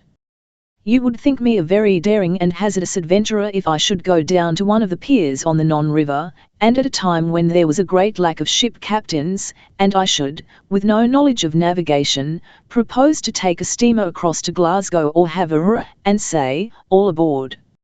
Haul in the planks and swing out and, passing out into the sea, plunge through darkness and storm." If I succeeded in getting charge of a ship, it would be one that would never be heard of again. But that is the boldness of every man that proffers marriage. He says, "Elle will navigate you through the stuns, the cyclones, the fogs of a lifetime. I will clear of rocks and icebergs. I have no experience and I have no seaport, but all aboard for the voyage of a lifetime. I admit that there have been 10,000 shipwrecks on this very route, but don't hesitate. Tilt. Tut. There now. Don't cry. Brides must not cry at the wedding." The wife's temerity. In response to this, the woman, by her action, practically says, "Have but one life to live, and I entrust it all to you. My arm is weak, but I will depend on the strength of yours. I don't know much of the world, but I rely on your wisdom. I put my body, my mind, my soul, my time, my eternity, in your keeping. I make no reserve. Even my name I resign and take yours, though mine is a name that suggests all that was honourable in my father, and all that was good in my mother, and all that was pleasant in my brothers and sisters. I start with you on a journey which shall not part except at the edge of your grave or mine." Ruth, the Moabitess, made no more thorough self-abnegation than I make, when I take her tremendous words, the pathos of which many centuries have not cooled, "Entreat me not to leave thee, or to return from following after thee, for whither thou goest, I will go, and where thou lodgest, I will lodge. Thy people shall be my people, and thy God my God. Where thou diest will I die, and there will I be buried. The Lord do so to me and more also, if aught but death part thee and me. Side by side in life. Side by side in the burying ground. Side by side in heaven. Before God and man, and with my immortal soul in the oath, I swear eternal fidelity. Entitled to admiration. Now, my brother, how ought you to treat her? Unless you are an ingrate infinite, you will treat her well. You will treat her better than any one in the universe except your God. Her name will have in it more music than in all that Chopin, or Bach, or Reinberger composed. Her eyes, swollen with 3 weeks of night watching over a child with scarlet fever, will be to you beautiful as a May morning. After the last rose petal has dropped out of her cheek, after the last feather of the raven's wing has fallen from her hair, after across her forehead, and under her eyes, and across her face there are as many wrinkles as there are graves over which she has wept, you will be able truthfully to say, in the words of Solomon's song, "Behold, thou art fair, my love. Behold, thou art fair." and perhaps she may respond appropriately in the words that no one but the matchless Robert Burns could ever have found pen or ink, or heart or brain to write. John Anderson, my Joe, John, we clam the hill thegitha, and mony a canty day, John, we've had wine and either. Now we maun totter down, John, but hand in hand we'll go, and sleep thegitha at the foot, John Anderson, my Joe. If any one assail her good name, you will have hard work to control your temper, and if you should strike him down the sin will not be unpardonable. By as complete a surrender as the universe ever saw, except that of the Son of God for your salvation and mine, she has a first mortgage on your body, mind and soul, and the mortgage is foreclosed, and you do not more thoroughly own your 2 eyes or your 2 hands than she owns you. The longer the journey Rebecca makes and the greater the risks of her expedition on the back of the camels, the more thoroughly is Isaac bound to be kind, and indulgent, and worthy. Lovers' promises binding. Now, be honest and pay your debts. You promised to make her happy. Are you making her happy? You are an honest man in other things, and feel the importance of keeping a contract. If you have induced her into a conjugal partnership under certain pledges of kindness and valuable attention, and then have failed to fulfill your word, you deserve to have a suit brought against you for getting goods under false pretenses, and then you ought to be mulcted in a large amount of damages. Review now all the fine, beautiful, complimentary, gracious and glorious things you promised her before marriage and reflect whether you have kept your faith. Do you say, oh, that was all sentimentalism, and romance, and a joke and that they all talk that way? Well, let that plan be tried on yourself. Suppose I am interested in Western lands, and I fill your mind with roseate speculation, and I tell you that a city is already laid out on the farm that I propose to sell you, and that a new railroad will run close by, and have a depot for easy transportation of the crops, and that 8 or 10 capitalists are going to put up fine residences close by, and that the climate is delicious, and that the ground, high up, gives no room for malaria, and that every dollar planted will grow up into a bush bearing $10 or $20, and my speech glows with enthusiasm until you rush off with me to an attorney to have the deed drawn, and the money paid down, and the bargain completed. You can hardly sleep nights because of the El Dorado, the Elysium, upon which you are soon to enter. A Western Eden. You give up your home at the east, you bid goodbye to your old neighbors, and take the train, and after many days' journey you arrive at a quiet depot, from which you take a wagon 30 miles through the wilderness, and reach your new place. You see a man seated on a wet log, in a swamp, and shaking with the 15th attack of chills and fever, and ask him who he is. He says, I am a real estate agent, having in charge the property around here. You ask him where the new depot is. He tells you that it has not yet been built, but no doubt will be if the company get their bill for the track through the next legislature. You ask him where the new city is laid out. He says, with chattering teeth, if you will wait till this chill is off, I will show it to you on the map I have in my pocket. You ask him where the capitalists are going to build their fine houses, and he says, somewhere along those lowlands out there by those woods, when the water has been drained off. That night you sleep in the hut of the real estate agent, and though you pray for everybody else, you do not pray for me. Being more fortunate than many men who go out in such circumstances, you have money enough to get back, and you come to me, and out of breath in your indignation, you say, you have swindled me out of everything. What do you mean in deceiving me about that Western property? Oh, I reply, that was all right, that was sentimentalism, and romance, and a joke. That's the way they all talk.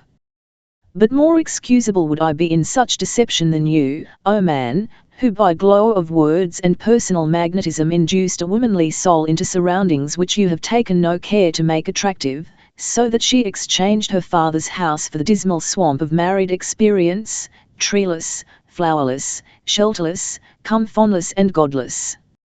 I would not be half so much to blame in cheating you out of a farm as you in cheating a woman out of the happiness of a lifetime. Lovers' attentions. My brother, do not get mad at what I say, but honestly compare the promises you made, and see whether you have kept them.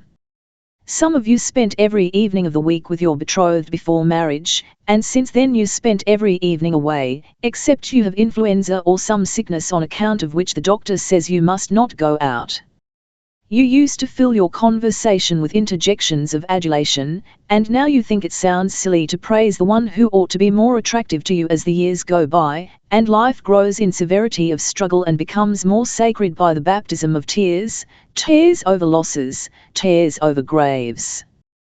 Compare the way some of you used to come in the house in the evening, when you were attempting the capture of her affections, and the way some of you come into the house in the evening now. Don't be preoccupied. Then what politeness, what distillation of smiles, what graciousness, sweet as the peach orchard in blossom week. Now, some of you come in and put your hat on the rack and scowl, and say, lost money today, and you sit down at the table and criticize the way the food is cooked. You shove back before the others are done eating, and snatch up the evening paper and read, oblivious of what has been going on in that home all day. The children are in awe before the domestic autocrat. Bubbling over with fun, yet they must be quiet, with healthful curiosity, yet they must ask no questions. The wife has had enough annoyances in the nursery, and parlour, and kitchen to fill her nerves with nettles and spikes. As you have provided the money for food and wardrobe, you feel you have done all required of you. Toward the good cheer, and the intelligent improvement, and the moral entertainment of that home, which at the longest can last but a few years, you are doing nothing.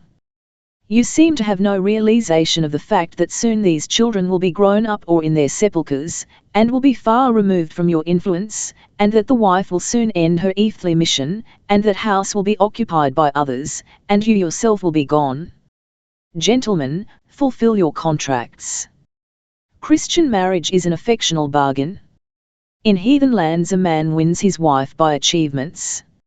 In some countries wives are bought by the payment of so many dollars, as so many cattle or sheep.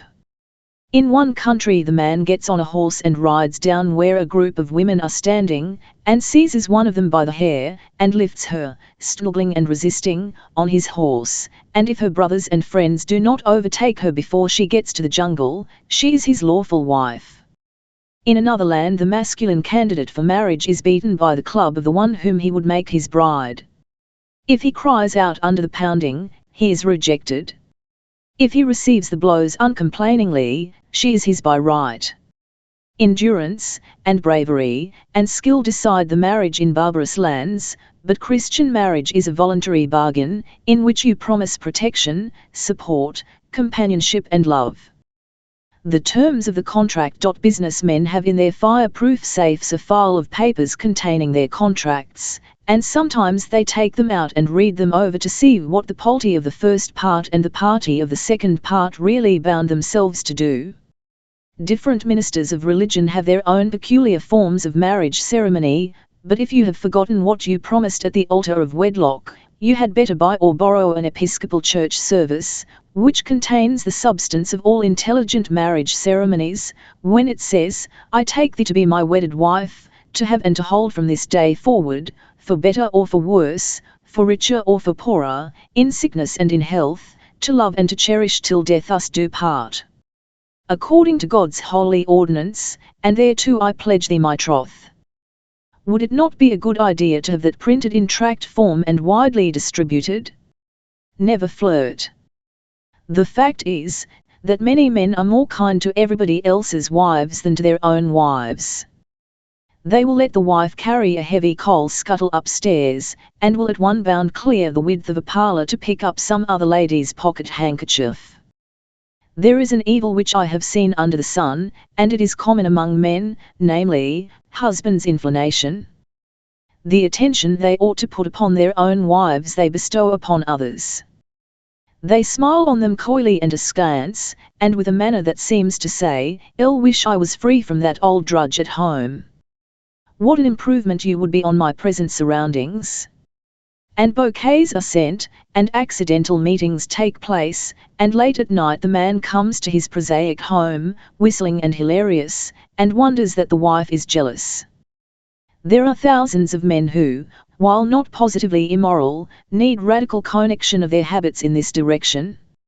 It is meanness immeasurable for a man by his behavior to seem to say to his wife, "You can't help yourself, and I will go where I please, and admire whom I please, and I defer your criticism." Why did you not have that put in the bond, O domestic Shylock? Why did you not have it understood before you were pronounced husband and wife that she should have only a part of the dividend of your affections, that when, as time rolled on and the cares of life had erased some of the bright lines from her face, and given unwieldiness to her form, you would have the reserved right to pay obeisance to cheeks more nubicund, and figure lither and more agile, and as you demanded the last pound of patience and endurance on her part you could, with the emphasis of an Edwin Forrest or a Macready, have tapped the eccentric marriage document and have said, "It's in the bond." If this modern Rebecca had understood beforehand where she was alighting, she would have ordered the camel drivers to turn the caravan backward toward Padan Aram. Flirtation has its origin either in dishonesty or licentiousness. The married man who indulges in it is either a fraud or a rake. However high up in society such a one may be, and however sought after, I would not give a 3-cent piece, though it had been 3 times clipped, for the virtue of the masculine flirt. Tone up. The most worthy thing for the thousands of married men to do is to go home and apologize for past neglects and brighten up their old love. Take up the family Bible and read the record of the marriage day. Open the drawer of relics in the box inside the drawer containing the trinkets of your dead child. Take up the pack of yellow-colored letters that were written before you became one. Rehearse the scenes of joy and sorrow in which you have mingled. Put all these things as fuel on the altar, and by a coal of sacred fire rekindle the extinguished light. It was a blast from hell that blew it out, and a gale from heaven will fan it into a blaze. Ye who have broken marriage vows, speak out. Take your wife into all your plans, your successes, your defeats, your ambitions. Tell her everything. Walk arm in arm with her into places of amusement, and on the piazza of summer watering places, and up the rugged way of life, and down through dark ravine, and when one trembles on the way let the other be reinforcement. In no case pass yourself off as a single man, practicing gallantries. Do not, after you are 50 years of age, in ladies' society, try to look young mannish. Respect her piety. Interfere not with your wife's religious nature. Put her not in that awful dilemma in which so many Christian wives are placed by their husbands, who ask them to go to places or do things which compel them to decide between loyalty to God and loyalty to the husband. Rather than ask her to compromise her Christian character, encourage her to be more and more a Christian, for there will be times in your life when you will want the help of all her Christian resources, and certainly, when you remember how much influence your mother had over you, you do not want the mother of your children to set a less gracious example. It pleases me greatly to hear the unconverted and worldly husband say about his wife, with no idea that it will get to her ears, "There is the most godly woman alive. Her goodness is a perpetual rebuke to my waywardness. Nothing on earth could ever induce her to do a wrong thing. I hope the children will take after her instead of Anna or me. If there is any heaven at all, I am sure she will go there." The priest of the household. My brother, do you not think it would be a wise and a safe thing for you to join her on the road to heaven? You think you have a happy home now, but what a home you would have if you both were religious. What a new sacredness it would give to your marital relation, and what a new light it would throw on the forehead of your children. In sickness, what a comfort. In reverses of fortune, what a wealth. In death, what a triumph. God meant you to be the high priest of your household. Go home today and take the Bible on your lap, and gather all your family yet living around you, and those not living will hear of it in a flash, and as ministering spirits will hover, father and mother and children gone, and all your celestial kindred.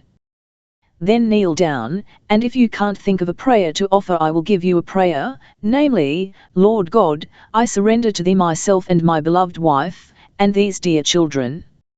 For Christ's sake forgive all the past and help us for all the future. We have lived together here, may we live together forever. Amen and Amen. Dear me, what a stir it would make among your best friends on earth and in heaven. A husband imprisoned. Joseph II, the emperor, was so kind and so philanthropic that he excited the unbounded love of most of his subjects. He abolished serfdom, established toleration and lived in the happiness of his people. One day while on his way to Ostend to declare it a free port, and while at the head of a great procession, he saw a woman at the door of her cottage in dejection. The emperor dismounted and asked the cause of her grief. She said that her husband had gone to Ostend to see the emperor, and had declined to take her with him, for, as he was an alien, he could not understand her loyal enthusiasm, and that it was the one great desire of her life to see the ruler for whose kindness and goodness and greatness she had an unspeakable admiration, and her disappointment in not being able to go and see him was simply unbearable.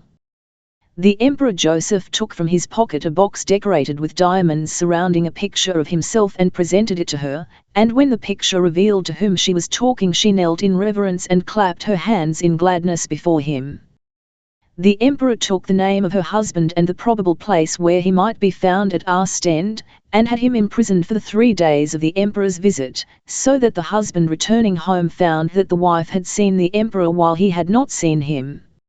In many families of this earth the wife, through the converting grace of God, has seen the king in his beauty and he has conferred upon her the pearl of great price, while the husband is an alien from the covenant of promise, without God and without hope in the world and imprisoned in worldliness and sin. Oh, that they might arm in arm go this day and see him, who is not only greater and lovelier than any Joseph of earthly dominion, but high over all, in earth, and air, and sky. His touch is life. His voice is music. His smile is heaven. Duties of wives to husbands. The name of his wife was Abigail, and she was a woman of good understanding and of a beautiful countenance. 1. Samuel 25:3.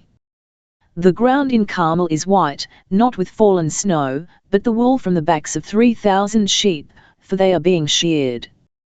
And I hear the grinding of the iron blades together, and the bleating of the flocks, held between the knees of the shearers, while the clipping goes on, and then stick laughter of the workmen. Nabal and his wife Abigail preside over this homestead. David, the warrior, sends a delegation to apply for aid at this prosperous time of sheep shearing, and Nabal peremptorily declines his request. Revenge is the cry. Yonder over the rocks come David and 400 angry men with one stroke to demolish Nabal and his sheepfolds and vineyards. The regiment marches in double quick, and the stones of the mountain loosen and roll down, as the soldiers strike them with their swift feet, and the cry of the commander is Iphonvar. Forward. A fair propmeter. Abigail, to save her husband and his property, hastens to the foot of the hill. She is armed, not with sword or spear, but with her own beauty and self-sacrifice, and when David sees her kneeling at the base of the crag, he cries, "Halt! Halt!" and the caverns echo it, "Halt! Halt!" Abigail is the conqueress. One woman in the right mightier than 400 men in the wrong. A hurricane stopped at the sight of a water lily. A dewdrop dashed her back Niagara. By her prowess and tact she has saved her husband, and saved her home, and put before all ages an illustrious specimen of what a wife can do if she be godly, and prudent, and self-sacrificing, and vigilant, and devoted to the interests of her husband, and attractive. As, Sabbath before last, I took the responsibility of telling husbands how they ought to treat their wives, and, though I noticed that some of the men squirmed a little in their pew, they endured it well, I now take the responsibility of telling how wives ought to treat their husbands. I hope your domestic alliance was so happily formed that while married life may have revealed in him some frailties that you did not suspect, it has also displayed excellences that more than overbalanced them. I suppose that if I could look into the heart of 100 wives here present and ask them where is the kindest and best man they know of, and they dared speak out, 99 out of 100 of them would say, at the other end of this pew, Abigail's bad bargain. I hope, my sister, you have married a man as Christian and as well balanced as that. But even if you were worsted in conjugal bargain, you cannot be worse off than this Abigail in my text. Her husband was cross and ungrateful, an inebriate, for on the VO evening after her heroic achievement at the foot of the hill, where she captured a whole regiment with her genial and strategic behavior, she returned home and found her husband so DNLNK that she could not tell him the story, but had to postpone it until the next day. So, my sister, I do not want you to keep saying within yourself as I proceed, that is the way to treat a perfect husband, for you are to remember that no wife was ever worse swindled than this Abigail of my text. At the other end of her table sat a mean, selfish, snarling, contemptible sot, and if she could do so well for a dastard, how ought you to do with that princely and splendid man with whom you are to walk the path of life? First, I counsel the wife to remember in what a severe and terrific battle of life her husband is engaged. Whether in professional, or commercial, or artistic, or mechanical life, your husband from morning to night is in a Solferino, if not a sedan. It is a wonder that your husband has any nerves or patience or suavity left. To get a living in this next to the last decade of the 19th century is a struggle. If he come home and sit down preoccupied, you ought to excuse him. If he do not feel like going out that night for a walk or entertainment, remember he has been out all day. You say he ought to leave at his place of business his annoyances and come home cheery. But if a man has been betrayed by a business partner, or a customer has cheated him out of a large bill of goods, or a protested note has been flung on his desk, or somebody has called him a liar, and everything has gone wrong from morning till night, he must have great genius and forgetfulness if he do not bring some of the perplexity home with him. When you tell me he ought to leave it all at the store or bank or shop, you might as well tell a storm on the Atlantic to stay out there and not touch the coast or ripple the harbor. Respect self-sacrifice. Remember, he is not overworking so much for himself as he is overworking for you and the children. It is the effect of his success or defeat on the homestead that causes him the agitation. The most of men after 45 years of age live not for themselves, but for their families. They begin to ask themselves anxiously the question, how if I should give out, what would become of the folks at home? Would my children ever get their education? Would my wife have to go out into the world to earn bread for herself and our little ones? My eyesight troubles me, how if my eyes should fail? My head gets dizzy, how if I should drop under apoplexy? The high pressure of business life and mechanical life and agricultural life is home pressure. Some time ago a large London firm decided that if any of their clerks married on a salary less than £150, that is, $750 a year, he should be discharged, the supposition being that the temptation might be too great for misappropriation. The large majority of families in America live by utmost dint of economy, and to be honest and yet meet one's family expenses is the appalling question that tempts the life of tens of thousands of men into martyrdom. Let the wife of the overborne and exhausted husband remember this, and do not nag him about that, and say you might as well have no husband when the fact is he is dying by inches that the home may be kept up. Be lovable. I charge also the wife to keep herself as attractive after marriage as she was before marriage. The reason that so often a man ceases to love his wife is because the wife ceases to be lovable. In many cases what elaboration of toilet before marriage, and what recklessness of appearance after. The most disgusting thing on earth is a slatternly woman, I mean a woman who never combs her hair until she goes out, or looks like a fright until somebody calls. That a man married to one of these creatures stays at home as little as possible is no wonder. It is a wonder that such a man does not go on a whaling voyage of 3 years, and in a leaky ship. Costly wardrobe is not required, but, O woman, If you are not willing, by all that ingenuity of refinement can effect, to make yourself attractive to your husband, you ought not to complain if he seek in other society those pleasant surroundings which you deny him. Do not complain. Again, I charge you never talk to others about the frailties of your husband. Some people have a way, in banter, of elaborately describing to others the shortcomings or unhappy eccentricities of a husband or wife. The world will find out soon enough all the defects of your companion. No need of your advertising them. Better imitate those women who, having made mistake in affiance, always have a veil to hide imperfections and alleviations of conduct to mention. We must admit that there are rare cases where a wife cannot live longer with her husband, and his cruelties and outrages are the precursor of divorcement or separation.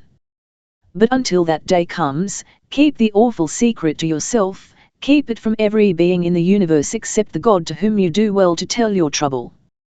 Trouble only a few years at most, and then you can go up on the other side of the grave, and say, O Lord, I kept the marital secret. Thou knowest how well I kept it, and I thank thee that the release has come at last. Give me some place where I can sit down and rest a while from the horrors of an embruted earthly alliance, before I begin the full raptures of heaven. And orders will be sent out to the usher angels, saying, Take this Abigail right up to the softest seat in the best room of the palace, and let 20 of the brightest angels wait on her for the next 1,000 years. Avoid meddlers. Further, I charge you, let there be no outside interference with the conjugal relation.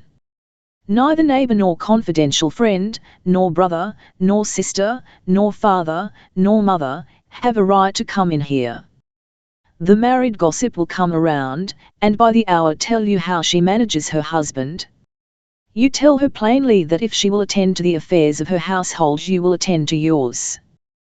What damage some people do with their tongues! Nature indicates that the tongue is a dangerous thing, by the fact that it is shut in, first by a barricade of teeth, and then by the door of the lips. One insidious talker can keep a whole neighborhood badly stirred up. The Apostle Peter excoriated these busybodies in other people's matters, and St. Paul, in his letter to the Thessalonians and to Timothy, gives them a sharp dig, and the good housewife will be on the lookout for them, and never return their calls, and treat them with coldest frigidity. For this reason, better keep house as soon as possible. Some people are opposed to them, but I thank God for what are called flats in these cities. They put a separate home within the means of nearly all the population. In your married relations you do not need any advice. If you and your husband have not skill enough to get along well alone, with all the advice you can import you will get along worse. What you want for your craft on this voyage is plenty of sea room. Be intelligent. I charge you, also, make yourself the intelligent companion of your husband. What with these floods of newspapers and books there is no excuse for the wife's ignorance either about the present or the past. If you have no more than a half-hour every day to yourself you may fill your mind with entertaining and useful knowledge. Let the merchant's wife read up on all mercantile questions, and the mechanic's wife on all that pertains to his style of work, and the professional man's wife on all the legal, or medical, or theological, or political discussions of the day. It is very stupid for a man after having been amid active minds all day, to find his wife without information or opinions on anything. If the wife knows nothing about what is going on in the world, after the tea hour has passed, and the husband has read the newspaper, he will have an engagement and must go and see a man. In 9 cases out of 10 when a man does not stay at home in the evening, unless positive duty calls him away, it is because there is nothing to stay for. He would rather talk with his wife than anyone else if she could talk as well. Adorn the home. I charge you, my sister, in every way to make your home attractive. I have not enough of practical knowledge about house adornment to know just what makes the difference, but here is an opulent house, containing all wealth of bric-a-brac, and of musical instrument, and of painting, and of upholstery, and yet there is in it a chill like Nova Zembla. Another home, with 1/20th part of the outlay, and small supply of art, and cheapest piano purchasable, and yet, as you enter it, there comes upon body, mind, and soul a glow of welcome and satisfied and happy domesticity. The holy art of making the most comfort and brightness out of the means afforded, every wife should study. At the siege of Argos, Pyrrhus was killed by the tile of a roof thrown by a woman, and Abimelech was slain by a stone that a woman threw from the Tower of Thebes, and Earl Montfort was destroyed by a rock discharged at him by a woman from the walls of Toulouse. But without any weapon save that of her cold, cheerless household arrangement, any wife may slay all the attractions of a home circle. A wife and mother in prosperous circumstances and greatly admired was giving her chief time to social life. The husband spent his evenings away. The son, 15 years of age, got the same habit, and there was a prospect that the other children, as they got old enough, would take the same turn. One day the wife aroused to the consideration that she had better save her husband and her boy. Interesting and stirring games were introduced into the house. The mother studied up interesting things to tell her children. One morning the son said, "Father, you ought to have been home last night. We had a grand time. Such jolly games and such interesting stories." This went on from night to night, and after a while the husband stayed in to see what was going on, and he finally got attracted, and added something of his own to the evening entertainments, and the result was that the wife and mother saved her husband and saved her boy and saved herself. Was not that an enterprise worth the attention of the greatest woman that ever lived since Abigail at the foot of the rock arrested the 400 armed warriors? The true sphere. Do not, my sister, be deceived and disturbed by the talk of those who think the home circle too insignificant for a woman's career, and who want to get you out on platforms and in conspicuous enterprises. There are women who have a special outside mission, and do not dare to interpret me as derisive of their important mission. But my opinion is that the woman who can reinforce her husband in the work of life and rear her children for positions of usefulness is doing more for God and the race and her own happiness than if she spoke on every great platform and headed 100 great enterprises. My mother never made a missionary speech in her life, and at a missionary meeting I doubt whether she could have got enough courage to vote aye or no, but she raised her son John, who has been preaching the gospel and translating religious literature in Amoy, China, for about 40 years. Was not that a better thing to do? Compare such an one with one of these die-away, attitudinizing, frivolous, married coquettes of the modem drawing-room, her heaven and opera box on the night of Maya Beerus Robert Le Diable the 10 Commandments an inconvenience, taking arsenic to improve the complexion, and her appearance a confused result of belladonna, bleached hair, antimony and mineral acids, until one is compelled to discuss her character, and wonder whether the line between a decent and indecent life is, like the equator, an imaginary line. A pressing want. What the world wants now is about 50,000 old-fashioned mothers, women who shall realize that the highest, grandest, mightiest institution on earth is the home. It is not necessary that they should have the same old-time manners of the country farmhouse, or wear the old-fashioned cap and spectacles and apron that her glorified ancestry wore, but I mean the old spirit which began with the Hannahs and the Mother Lois and the Abigails of Scripture days, and was demonstrated on the homestead where some of us were reared, though the old house long ago was pulled down and its occupants scattered, never to meet until in the higher home that awaits the families of the righteous. While there are more good and faithful wives and mothers now than there ever were, society has got a wrong twist on this subject, and there are influences abroad that would make women believe their chief sphere is outside instead of inside the home. A deadly sin. Hence in many households, children instead of a blessing are a nuisance. It is card case versus child's primer, carriage versus cradle, social popularity versus domestic felicity. Hence infanticide and antenatal murder so common that all the physicians, allopathic, hydropathic, homeopathic, and eclectic are crying out in horror, and it is time that the pulpits joined with the medical profession in echoing and re-echoing the thunder of Mount Sinai, which says, Thou shalt not kill, and the book of Revelation, which says, All murderers shall have their place in the lake which burneth with fire and brimstone. And the man or the woman who takes life a minute old will as certainly go straight to hell as the man or woman who destroys life 40 years old. And the wildest, loudest shriek of Judgment Day will be given at the overthrow of those who moved in the high and respected circles of earthly society, yet decreed by their own act, as far as they could privately effect it, the extermination of the advancing generations, abetted in the horrid crime by a lot of infernal quacks with which modern medicine is infested.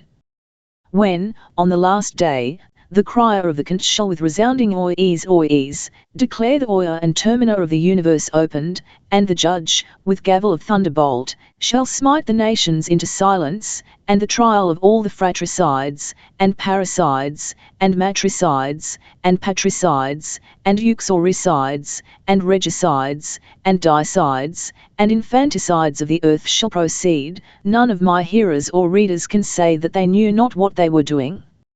Mighty God, arrest the evil that is overshadowing this century. The head of the household.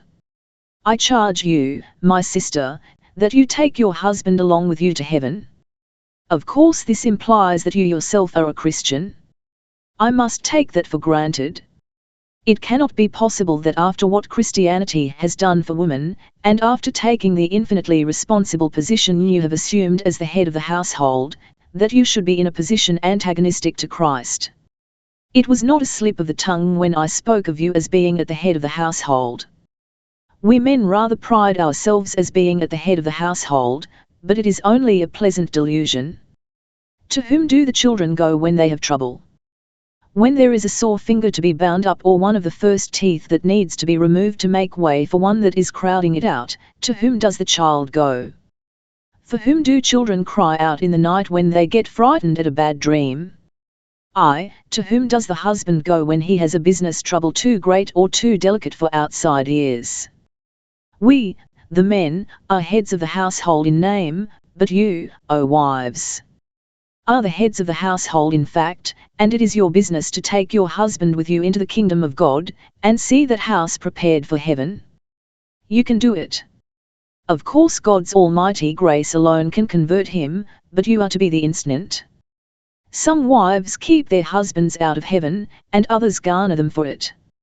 If your religion, O wife, is simply the joke of the household, if you would rather go to the theatre than the prayer meeting, if you can beat all the neighborhood in progressive euchre, if your husband never sees you kneel at the bedside in prayer before retiling, if the only thing that reminds the family of your church relations is that on communion day you get home late to dinner, you will not be able to take your husband to heaven, for the simple reason that you will not get there yourself. But I suppose that your religion is genuine, and that the husband realizes that there is in your soul a divine principle, and that, though you may be naturally quicker-tempered than he is and have many imperfections that distress you more than they can anyone else, still you are destined for the skies when the brief scenes of this life are over.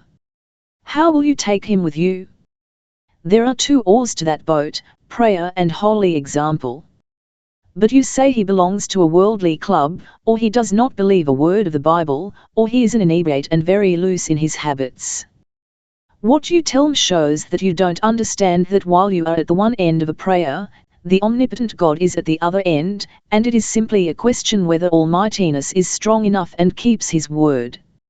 I have no doubt there will be great conventions in heaven, called for celebrative purposes, and when in some celestial assemblage the saints shall be telling what brought them to God, I believe that 10,000 times 10,000 will say, my wife. A contrast. I put beside each other two testimonies of men concerning their wives, and let you see the contrast. An aged man was asked the reason of his salvation. With tearful emotion he said, my wife was brought to God some years before myself. I persecuted and abused her because of her religion. She, however, returned nothing but kindness, constantly maintaining an anxiety to promote my comfort and happiness, and it was her amiable conduct when suffering ill treatment from me that first sent the arrows of conviction to my soul. The other testimony was from a dying man, Harriet, I am a lost man. You opposed our family worship and my secret prayer. You drew me away into temptation and to neglect every religious duty.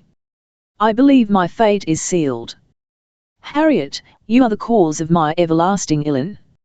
How many glorious man-eat couples in heaven, Adam and Eve, Abraham and Sarah, Lapideth and Deborah, Isaac and Rebekah, Jacob and Rachel, Zacharias and Elizabeth, Joseph and Mary, and many whom we have known as good as the most of them. As once you stood in the village or city church or in your father's house, perhaps under a wedding bell of flowers, today stand up, husband and wife, beneath the cross of a pardoning Redeemer, while I proclaim the bands of an eternal marriage. Join your right hands. I pronounce you one forever. The circle is an emblem of eternity, and that is the shape of the wedding ring. Footnotes, as Abigail did costume and morals. Moreover the Lord said, because the daughters of Zion are haughty, and walk with stretched forth necks and wanton eyes, walking and mincing as they go, and making a tinkling with their feet, in that day the Lord will take away the bravery of their tinkling ornaments about their feet, and their calls, and their round tires like the moon, the chains, and the bracelets, and the mufflers, the bonnets, and the ornaments of the legs, and the headbands, and the tablets, and the earrings, the rings, and nose jewels, the changeable suits of apparel, and the mantles, and the wimples, and the crisping pins, the glasses, and the fine linen, and the hoods. 3:16, 18-23. This is a Jerusalem fashion plate. It puts us 2,600 years back, and sets us down in an ancient city. The procession of men and women is moving up and down the gay streets. It is the height of the fashionable season. The sensible men and women move with so much modesty that they do not attract our attention. But here come the haughty daughters of Jerusalem. They lean forward, they lean very much forward, so far forward as to be unnatural, teetering, wobbling, wriggling, flirting, or, as my text describes it, they walk with stretched forth necks, walking and mincing as they go. See. That is a princess. Look. That is a Damascus sword maker. Look. That is a Syrian merchant. The jingling of the chains, and the lashing of the headbands, and the exhibitions of universal swagger attract the attention of the prophet Isaiah, and he brings his camera to bear upon the scene, and takes a picture for all the ages. But where is that scene? Vanished. Where are those gay streets? Vermin-covered population pass through them. Where are the hands, and the necks, and the foreheads, and the shoulders, and the feet that sported all that magnificence? Ashes. Ashes. That we should all be clad is proved by the opening of the first wardrobe. In paradise, with its apparel of dark green. That we should all, as far as our means allow us, be beautifully and gracefully apparelled is proved by the fact that God never made a wave but he gilded it with golden sunbeams, or a tree but he garlanded it with blossoms, or a sky but he studded it with stars, or allowed even the smoke of a furnace to ascend but he columned, and turreted, and doled, and scrolled it into outlines of indescribable gracefulness. When I see the apple orchards of the spring and the pageantry of the autumnal forests, I come to the conclusion that if nature ever does join the church, while she may be a Quaker in the silence of her worship, she never will be a Quaker in the style of her dress. Why the notches of a feme leaf or the stamen of a water lily? Why, when the day departs, does it let the folding doors of heaven stay open so long, when it might go in so quickly? One summer morning I saw an army of 1,000,000 spears, each one adorned with a diamond of the first water, I mean the grass with the dew on it. When the prodigal came home his father not only put a coat on his back, but jewelry on his hand.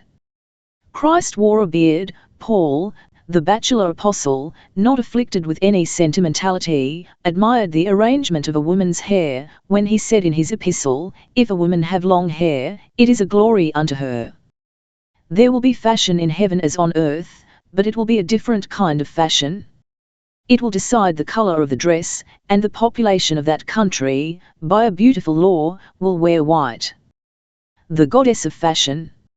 I say these things as a background to my sermon, to show you that I have no prim, precise, prudish, or cast iron theories on the subject of human apparel, but the goddess of fashion has set up her throne in this country, and at the sound of the timbrels we are all expected to fall down and worship. Her altars smoke with the sacrifice of the bodies and souls of 10,000 victims. When I come to count the victims of fashion, I find as many masculine as feminine.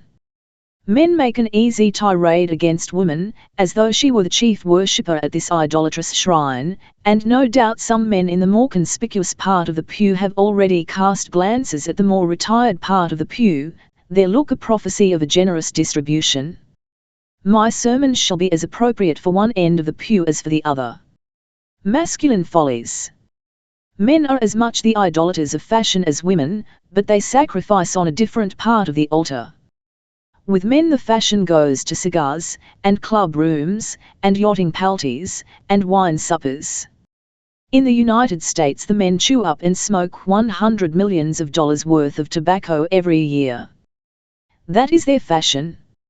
In London not long ago a man died who started in life with $750,000, but he ate it all up in gluttonies, sending his agents to all parts of the earth for some rare delicacy for the palate, sometimes one plate of food costing him $300 or $400. He ate up his whole fortune, and had only 1 guinea left. With that he bought a woodcock, and had it dressed in the very best style, ate it, gave 2 hours for digestion, then walked out on Westminster Bridge and threw himself into the Thames and died, doing on a large scale what you and I have often seen done on a small scale. But men do not abstain from millinery and elaboration of skirt through any superiority of simplicity. It is only because such appendages would be a blockade to business. What would sashes and trains 3.5 yards long do in a stock market? And yet men are the disciples of custom just as much as women. Some of them wear boots so tight that they can hardly walk in the paths of righteousness, and there are men who buy expensive suits of clothes and never pay for them, and who go through the streets in great stripes of color, like animated checkerboards. I say these things because I want to show you that I am impartial in my discourse, and that both sexes, in the language of the surrogate's office, share and share alike in delicate apparel. As God may help me, I am going to set forth the evil effects of improper dress or an excessive discipleship of costume.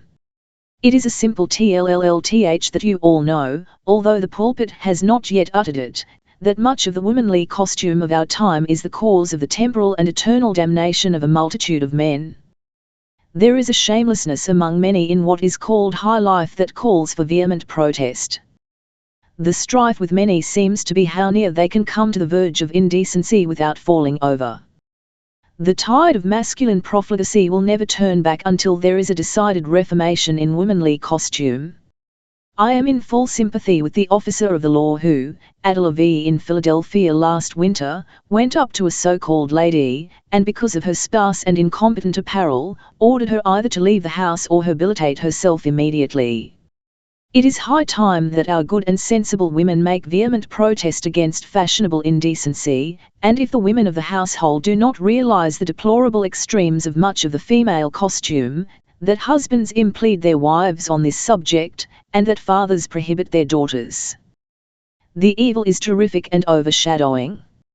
Stage costumes. I suppose that the American stage is responsible for much of this. I do not go to the theatres, so I must take the evidence of the actors and managers of theatres, such as Mr. John Gilben, Mr. A. M. Palmer, and Mr. Daniel E. Banman. They have recently told us that the crime of undress is blasting the theatre, which by many is considered a school of morals, and indeed superior to the church, and a forerunner of the millennium. Mr. Palmer says, the bulk of the performances on the stage are degrading and pernicious. The managers strive to come just as near the line as possible without flagrantly breaking the law. There never have been costumes worn on a stage of this city, either in a theatre, hall, or dive so improper as those that clothe some of the chorus in recent comic opera productions. He says in regard to the female performers, it is not a question whether they can sing, but just how little they will consent to wear. Mr. Banman, who has been 29 years on the stage, and before almost all nationalities, says, "I'll unhesitatingly state that the taste of the present theatre-going people of America, as a body, is of a coarse and vulgar nature." The Hindu would turn with disgust at such exhibitions, which are sought after and applauded on the stage of this country. Our shop windows are full of and the walls covered with show cards and posters which should be a disgrace to an enlightened country and an insult to the eye of a cultured community. Mr. Gilbert says, such exhibition is a disastrous one to the morals of the community. Are these proper pictures to put out for the public to look at, to say nothing of the propriety of females appearing in public dressed like that? It is shameful. I must take the testimony of the friends of the theatre and the confirmation which I see on the board fences and in the show windows containing the pictures of the way actresses dress. I suppose that those representations of playhouse costume are true, for if they are not true, then those highly moral and religious theatres are swindling the public by inducing the people to the theatre by promises of spectacular nudity which they do not fulfill. Now, all this familiarizes the public with such improprieties of costume and depresses the public conscience as to what is allowable and right. Drawing room rivalry. The parlour and drawing room are now running a race with the theatre and opera booth. They are now nearly neck and neck in the race, the latter a little ahead, but the parlour and the drawing room are gaining on the others, and the probability is they will soon be even and pass the stand so nearly at the same time that one half of Pandemonium will clap its hands because opera booth has beaten, and the other half because the drawing room has beaten. Let printing press, and platform, and pulpit hurl red-hot anathema at the boldness of much of womanly attire. I charge Christian women, neither by style of dress nor adjustment of apparel, to become administrative of evil. Show me the fashion plates of any age between this and the time of Louis W.I. of France, and Henry VIII. Of England, and I will tell you the type of morals or immorals of that age or that year. No exception to it. Modest apparel means a righteous people. Immodest apparel always means a contaminated and depraved society. Extravagance. It is not only such boldness that is to be reprehended, but extravagance of costume. This latter is the cause of fraud unlimitable and ghastly. Do you know that Arnold of the Revolution proposed to sell his country in order to get money to support his home wardrobe? I declare here before God and this people that the effort to keep up expensive establishments in this country is sending more businessmen to temporal perdition than all other causes combined.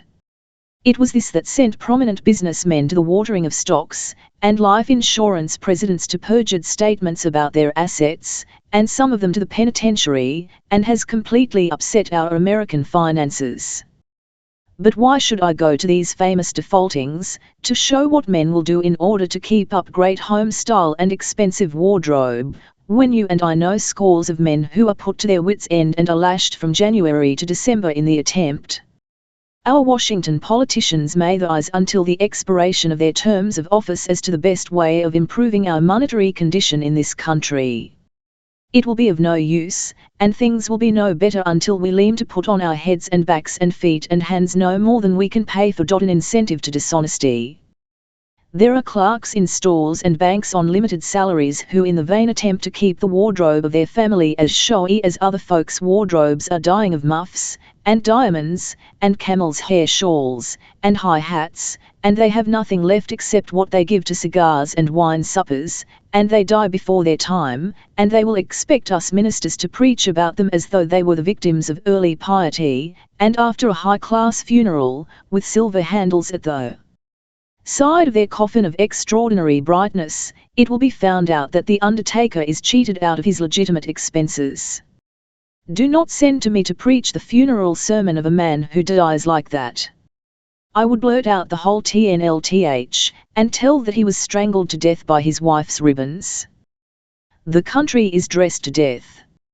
You are not surprised to find that the putting up of one public building in New York cost millions of dollars more than it ought to have cost, when you find that the man who gave out the contracts paid more than $5,000 for his daughter's wedding dress. Cashmeres of $1,000 each are not rare on Broadway. It is estimated that there are 8,000 women in these two cities who have expended on their personal array $2,000 a year. What are the men to do in order to keep up such home wardrobes? Steal, that is the only respectable thing they can do. During the last 15 years there have been innumerable fine businessmen shipwrecked on the wardrobe. The temptation comes in this way: a man thinks more of his family than all the world outside, and if they spend the evening in describing to him the superior wardrobe of the family across the street that they cannot bear the sight of, the man is thrown on his gallantry and his pride of family, and without translating his feelings into plain language, he goes into extension 01 and issuing a false stock and skillful penmanship in writing somebody else's name at the foot of a promiscuous note, and they all go down together, the husband to the prison, the wife to the sewing machine, the children to be taken care of by those who were called poor relations. Oh, for some new Shakespeare to arise and write the tragedy of clothes. Act the first of the tragedy, a plain but beautiful home. Enter the newly married pair. Enter simplicity of manner and behavior. Enter as much happiness as is ever found in one home. Act the second, discontent with the humble home. Enter envy. Enter jealousy. Enter desire to display. Act the third, enlargement of expenses. Enter all the queenly dressmakers. Enter the French milliners. Act the fourth, the tip-top of society. Enter princes and princesses of New York life. Enter magnificent plate and equipage. Enter everything splendid. Act the fifth and last, winding up the scene, enter the assignee. Enter the sheriff. Enter the creditors. Enter humiliation. Enter the wrath of God. Enter the contempt of society. Enter death. Now, let the silk curtain drop on the stage. The farce is ended, and the lights are out. Will you forgive me if I say in tersest shape possible, that some of the men in this country have to forge, and to perjure, and to swindle to pay for their wives' dresses? I will say it whether you forgive me or not. Curtails benevolence. Again, extravagant costume is the foe of all Christian almsgiving. Men and women put so much in personal display that they often have nothing for God and the cause of suffering humanity, a Christian man cracking his Palais Royal gloves across the back by shutting up his hand to hide the 1 cent he puts into the poor box. A Christian woman at the story of the Hottentots crying copious tears into a $25 handkerchief, and then giving a 2-cent piece to the collection, thrusting it down under the bills, so people will not know but it was a $10 gold piece. $100 for incense to fashion, 2 cents for God. God gives us 90 cents out of every dollar. The other 10 cents, by command of his Bible, belong to him.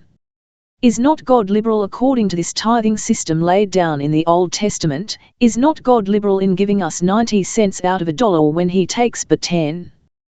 We do not like that. We want to have 99 cents for ourselves and 1 for God. Now, I would a great deal rather steal 10 cents from you than God. I think one reason why a great many people do not get along in worldly accumulation faster is because they do not observe this divine rule. God says, well, if that man is not satisfied with 90 cents out of a dollar, then I will take the whole dollar, and I will give it to the man or woman who is honest with me. The greatest obstacle to charity in the Christian church today is the fact that men expend so much on their table, and women so much on their dress, they have got nothing left for the work of God and the world's betterment. Distracts attention. Again, extravagant costume is distraction to a public worship.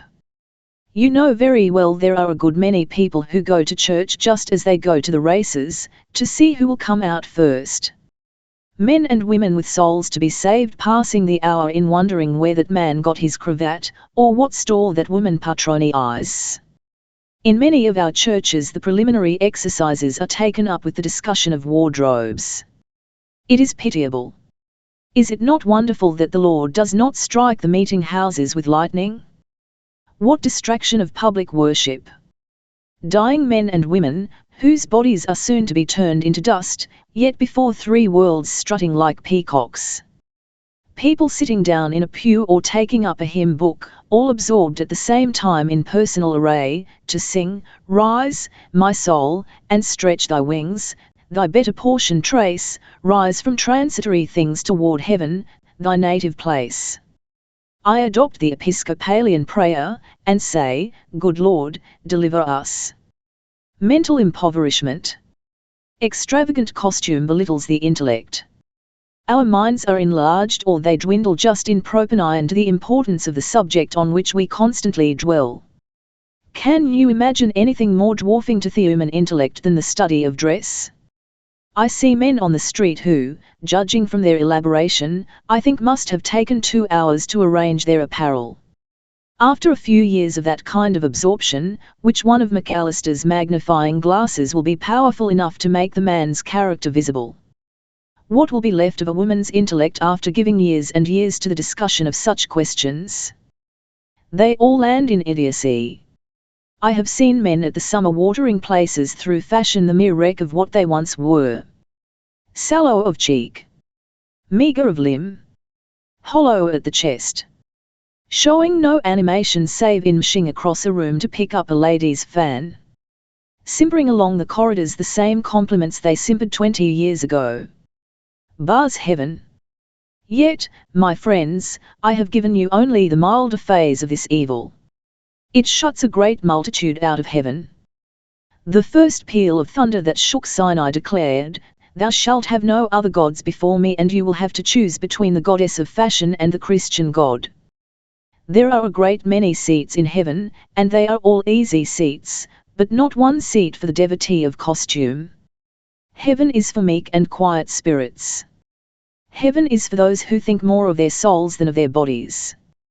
Give up this idolate of fashion or give up heaven.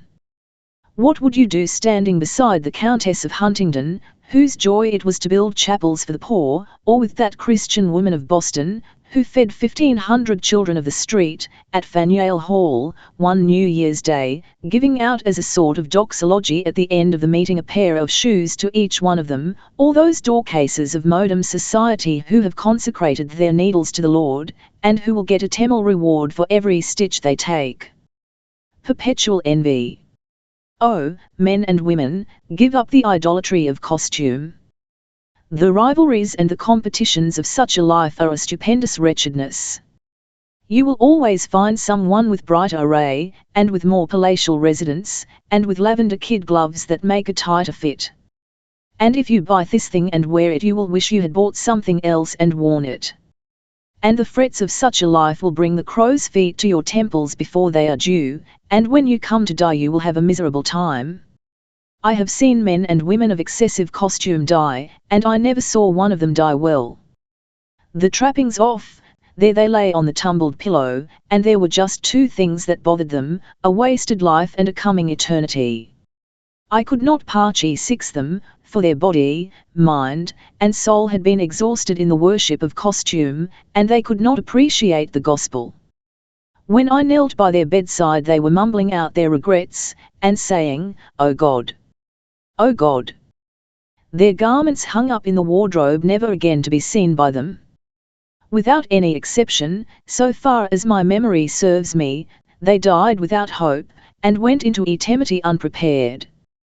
The 2 most ghastly deathbeds on earth are the one where a man dies of delirium tremens, and the other where a woman dies after having sacrificed all her faculties of body, mind and soul in the worship of costume. Judgment to come. My friends, we must appear in judgment to answer for what we have worn on our bodies as well as for what repentances we have exercised with our souls. On that day I see coming in Beau Brummel of the last century without his cloak, Aaron Burr, without the letters that to old age he showed in pride, to prove his early wicked gallantries, and Absalom without his hair, and Marchioness Pompadour without her titles, and Mrs. Arnold, the belle of Wall Street, when that was the centre of fashion, without her fripperies of vesture. And in great haggardness they shall go away into eternal expatriation, while among the queens of heavenly society will be found Vashti, who wore the modest veil before the palatial bacchanalians, and Hannah, who annually made a little coat for Samuel at the temple, and grandmother Lois, the ancestress of Timothy, who imitated her virtue, and Mary, who gave Jesus Christ to the world, and many of you, the wives, and mothers, and sisters, and daughters of the present Christian Church who, through great tribulation, are entering into the kingdom of God. Christ announced how old make up the royal family of heaven when he said, "Whosoever doth the will of God, the same is my brother, my sister, my mother." Husbands and wives, let every one in particular so love his wife even as himself, and the wife see that she reverence her husband. Ephesians 5:33. All this good advice by a man who never married. He lived on to 58 years of age, in eminent bachelorhood. Indeed, it was better for Paul to remain in single life, because he went on such rapid missionary expeditions that no companion could have endured the hardship. Celibacy in some cases is better. Such persons accomplish under such circumstances that which could not be accomplished in the other style of life. I have known men who remain unaffianced in order that they might take care of the children of a deceased brother, and what would become of few old without the self-sacrifice and helpfulness of the maiden aunts I cannot imagine. Among the brightest queens of heaven will be those who took care of other people's children. Alas for that household which has not within easy call an Aunt Mary. I know that there are caricatures, and ungallant things sometimes said, but so far as my observation goes, they are quite equal in disposition to their married sisters. The state of celibacy is honoured again by such persons as Macaulay and Washington Irving in literature, and Florence Nightingale and mystics in philanthropy. But while Paul remained in the single state, he kept his eyes open, and he looked off upon the calm sea of married life, and upon the chopped sea of domestic perturbation. He comes forth in my text to say, "Let every one in particular so love his wife even as himself, and the wife see that she reverence her husband," implying that the wife ought to be lovable, so there might be something to love, and the man ought to be honourable, so there might be something to reverence. It is a most congratulatory thought that the vast majority of people in the married state are well mated. When the news is first announced in the outside world of the betrothal, there may be surprise and seeming incongruity, but as the years pass by it is demonstrated that the selection was divinely arranged. There may be great difference of temperament, great difference of appearance, great difference of circumstances. That is no objection. The sanguine and the phlegmatic temperaments make appropriate union, the blonde and the brunette, the quick and the slow, the French and the German. In the machinery of domestic life there is no more need for the driving wheel than for the brakes. That is the best union generally which has just the opposites. The best argument in behalf of marriage as a divine institution is the fact that the vast majority of conjugal relationships are the very best things that could have happened. Once in a while there is a resounding exception to the good NLLE, the attempt being made to marry fire and gunpowder, with the consequent explosion in the divorce courts, but in the vast majority of instances the conjugal relation is a beautiful illustration of what the psalmist said when he declared, "God setteth the solitary in families." Taking it for granted, then, that you are well mated, I proceed to give you some prescriptions for domestic happiness, and, first of all, I remark, the spirit of compromise must be dominant. You must remember that you were 20 or 30 years forming independent habits and having your own way. In the marriage state these habits must be brought into accord, and there may be some ingenuity necessary. Be determined to have your own way, and there will be no peace. Let the rule be, in all matters of moral principle your determination shall be iron, and in all unimportant matters, willow. Whatever you may think of the word compromise in politics, without compromise there is no domestic peace. A great many people are willing to compromise, if you will do just as they want you to do, but there is no compromise in that. The NLLE ought to be, in all domestic matters, all social matters, all ecclesiastical matters, all political matters, fin adherence to fundamentals, easy surrender in non-essentials. Be not too proud or too stubborn to give up. Compromise. Compromise. 2. I remark, again, that in order to domestic happiness there must be a spirit of consultation. The home ought to be a cabinet, where all the affairs of the household and all the affairs of business life come under comparison, inspection and advisal. That is an absurd rule we hear abroad in the world, that men ought never to take their business home. 10,000 financial failures would have been avoided if men had consulted with their wives. In the first place, woman has a capacity to judge of moral character which man has not. Before you invite into your business partnership any man, you ought to introduce him to your wife, and get her judgment as to his capacity and his integrity.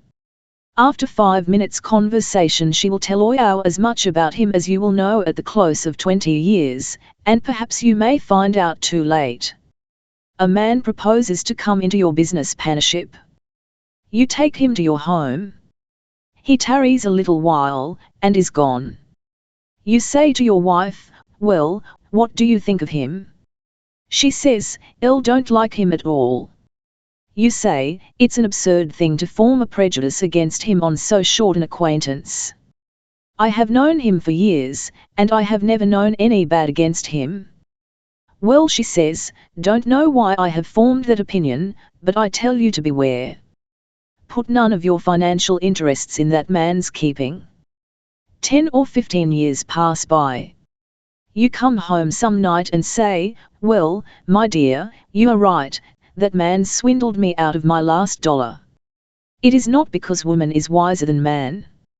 It is because God has given her that peculiar intuition in regard to human character. Now, you have no right to go into an enterprise which involves the homestead, or the education of your children, or the fate of your entire family, without home consultation. Of course, all this implies that you did not marry a fool. If at the marriage altar you committed suicide, you had better keep all your business affairs in your own heart and head. But let us hope that you have sound common sense presiding in your household. A beautiful incident. How much a wife may help a husband's business affairs was well illustrated in the case where the wife saved from the allowance of herself and the allowance of the family, a certain amount of money for a rainy day. After some time the husband, coming home, said, "Well, I'm going to suspend payment tomorrow.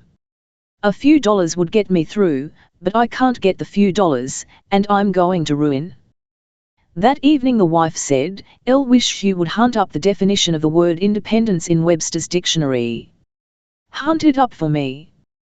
He opened Webster's dictionary, and found the word independence, and right opposite was a $100 bill. "Now," she said, "I would like to have you find the word gratitude." He turned to the word gratitude, and there was another $100 bill. And before the evening was past she asked him to read a verse of a certain chapter of the Bible. He opened to the verse in the Bible, and there were $500, and before the evening had passed, the man had financial relief to tide him over his disasters. You call that dramatic? I call that beautifully Christian. In all expenditures there ought to be consultation. Do not dole out money to your wife as though she were a beggar. Let her know how much you have, or how little. Appeal to her intelligent judgment, and she will be content, and your own disposition will not be irritated. As long as you keep a mystery about your business matters she will wonder that the allowance is so small. No honorable woman wants to spend more money than can be afforded. Come into consultation with her on this matter. Show what are all your necessary outside expenses, all the money you have for cigars and dinners at Delmonico's, and how much it takes for the clubhouse and for the political campaign, and then have her present all the domestic expenses, and then, after consultation, do your best. It is a bad sign when a man dare not tell his business transactions to his wife. There is something wrong. Suppose you that the gigantic forgeries which have been enacted in this country would ever have taken place if the wife had been consulted? The wife would have said, "Stop. Let us live in one room in the poorest house on the poorest street of the poorest town, and have nothing but dry bread, rather than that you should make yourself culpable before God and the law." In the vast majority of cases where there has been exposure of great frauds, the wife has been the most surprised person in the community. A banker, some time ago misused TN1ST funds, and he went from fraud to fraud, and from knavery to knavery, until it was necessary for him to leave home before daylight. His wife said, "Where are you going?" "I'm going to New York," said he. "I'm going on the early train." "Why, isn't this sudden?" she asked. "Oh, no, I expected to go." And then he left the room and went up to the room where his daughters slept, looked upon their calm faces for the last time, as he supposed, and started. He was brought back by the constables of an outraged law, and is now in the penitentiary. Do you suppose that man, with a good wife, as he had, an honest wife, as he had, a Christian wife, as he had, could have got into such an enormity if he had consulted in regard to her wishes? Consultation is the word, domestic consultation. 3. Again, in order to domestic happiness, there must, in the conjugal state, be no secrets kept one from the other. What one knows both must know. It is a bad sign when one partner in the conjugal relation is afraid to have the letters opened or read by the other partner. Surreptitious correspondence is always dangerous. If a man comes to you and says, "I'm going to tell you a great privacy, and don't want you to tell anybody, not even your wife," say to him, "Vivel, now, you had better not tell me, for I shall tell her as soon as I get home." There must be no secrecy of association. You ought not to be unwilling to tell where you have been, and with whom you have been. Sometimes an unwise wife will have a lady confidante whom she makes a depository of privacies which they are pledged to keep between themselves. Beware. Anything that implies that husband and wife are two and not one implies peril, domestic peril, social peril, mighty peril. In the vast majority of cases of domestic infelicity coming to exposure in the courts, the trouble began by the accidental opening of a letter which implied correspondence which was never suspected. In the conjugal relations, secrets kept one from another are nitroglycerin under the hearthstone, and the fuse is lighted. 4. Again, in order to your happiness there must be a spirit of forbearance. In the weeks, the months, the years that you were planning for each other's conquest, only the more genial side of your nature was observable, but now you are off guard, and the faults are all known the one to the other. You are aware of your imperfections, unless you are one of those self-conceited people who are quickly observant of faults in others, but oblivious to faults in yourself, and now having found out all of each other's imperfections, forbear. If the one be given to too much precision, and the other disorderly in habits, if the one be spendthrift and the other oversaving, if the one be loquacious, and the other reticent, forbear. Especially, if you both have inflammable tempers, do not both get mad at once. Take turn about. William Cowper put it well when he said, "The kindest and the happiest pair will find occasion to forbear, and something every day they live to pity, and perhaps forgive." Again, in order to your happiness, let there be no interfering with each other's peculiar religious sentiments. If you are a Baptist and your wife a pedobaptist, do not go to splashing water into each other's faces. If you are a Presbyterian and your husband is a Methodist, when he shouts hallelujah, do not get nervous. If you have strong denominational proclivities, one of you had better go to one church, and the other had better go to another church, or, surrendering some of your intensity on that subject, as in hundreds of cases, come to some such church as the Brooklyn Tabernacle, where, while we adhere to the fundamentals of the gospel, we do not care a rye straw for the infinitesimal differences between evangelical denominations, putting one drop of water on the brow, if that is enough baptism, and if not, then plunging the candidate clear out of sight, if that is preferred, not caring whether you believe you have been foreordained to be saved or not, if you are only saved, nor whether you believe in the perseverance of the saints or not, if you will only persevere, nor whether you prefer prayer by episcopal liturgy or extemporaneous supplication, if you only pray. Do not let there be any religious contests across the breakfast table or the tea table. It makes but little difference from what direction you come toward the riven heart of Christ, if you only come up to the riven heart. Yet I know in many families there is constant picking at opposite religious beliefs, and attempt at proselytism. You, the father, fight for episcopacy, and you, the mother, fight for Presbyterianism, and your children will compromise the matter and be nothingarians. 6. Again, I counsel you, in order to your domestic happiness, that you cultivate each other's religious welfare. This is a profoundly agitating thought to evilly fair-minded man and woman. You live together on earth, you want to live together forever. You do not want 10, or 20, or 50 years to end your association, you want to take your companion into the kingdom of God with you. If this subject is irritating in the household, it is because you do not understand Christian stratagem. Every Christian companion may take his or her companion into glory. How? Ask God, and He will tell you how. Perhaps by occasional religious remark. Perhaps by earnest prayer. Perhaps by a consistent life. More probably by all these things combined. Paul put it forcefully when he said, How knowest thou, O wife, whether thou shalt save thy husband? How knowest thou, O man, whether thou shalt save thy wife? In this house, how many have been remarried for the skies? It has become so much the general rule that when in my congregation, as I often do, I find a family in which the wife is a Christian, and the husband is not, I just say frankly to him, Now you have got to come in.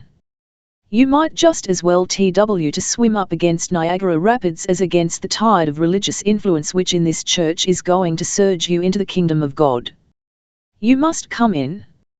You know that your wife is right in this matter of religion. She may be quick of temper, and you may sometimes lose your patience with her, but you know she is better than you are, and you know when she dies she will go as straight to heaven as a shot to a target.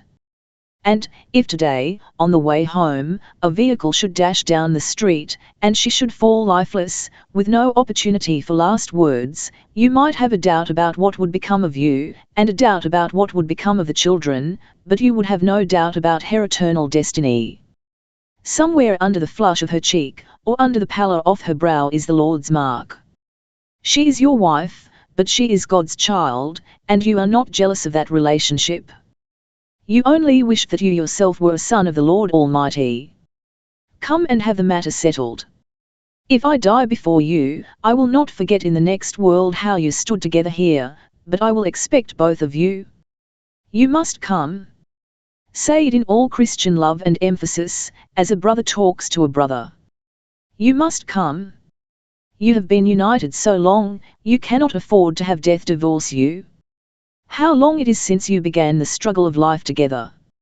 You have helped each other on the road, and what you have done for each other God only knows.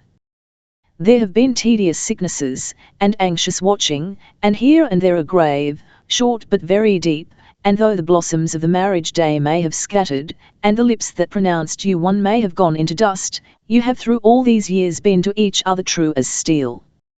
Now, today, I am going to remarry you for heaven. This is the bridal day of your soul's peace. Here is the marriage altar. Kneel side by side, take the oath of eternal fidelity, clasp hands in a covenant never to be broken. I pronounce you one on earth, I pronounce you one for eternity. What God by His grace hath joined together, let not earth or hell put asunder. Hark! I hear a humming in the air, an anthem, a wedding march, organs celestial played upon by fingers seraphic. I do not think I ever read anything more beautiful and quaintly pathetic. Cotton Mather's description of the departure of his wife from earth to heaven, the black day arrives. I had never seen so black a day in all the time of my pilgrimage. The desire of my eyes is this day to be taken from me at a stroke. Her death is lingering and painful. All the forenoon of this day she was in the pangs of death, and sensible until the last minute or two before her final expiration. I cannot remember the discourse that passed between us, only her devout soul was full of satisfaction about her going to a state of blessedness with Lord Jesus Christ. As far as my distress would permit, I studied to confirm her satisfaction and consolation. When I saw to what a point of resignation I was called of the Lord, I resolved, with his help, to glorify him. So, 2 hours before she expired, I knelt by her bedside and took into my hands that dear hand, the dearest in the world, and solemnly and sincerely gave her up to the Lord. I gently put her out of my hands and laid away her hand, resolved that I would not touch it again.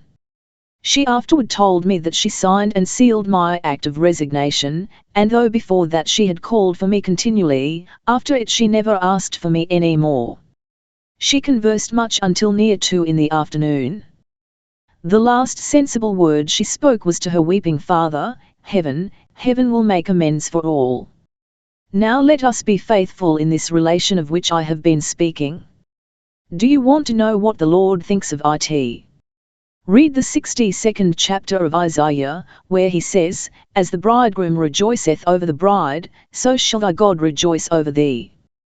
There is a wedding coming which will eclipse all the princely and imperial weddings the world ever saw.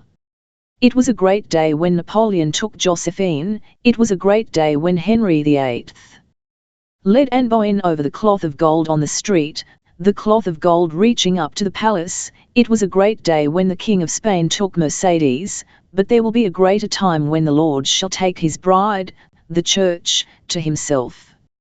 Long time ago they were affianced, but she has been down in the wilderness. He has written her again and again, and the day of marriage is fixed. She has sent word to him. He has sent word to her. But, oh! Was there ever such a difference in estate? The king on the one side, the bride of the wilderness, poor and persecuted, on the other. The wealth of the universe on the one side, the obscurity of the ages on the other. The pomp of heaven on the one side, the poverty of earth on the other. But he will endow her with all his wealth, and raise her to sit with him on a throne forever.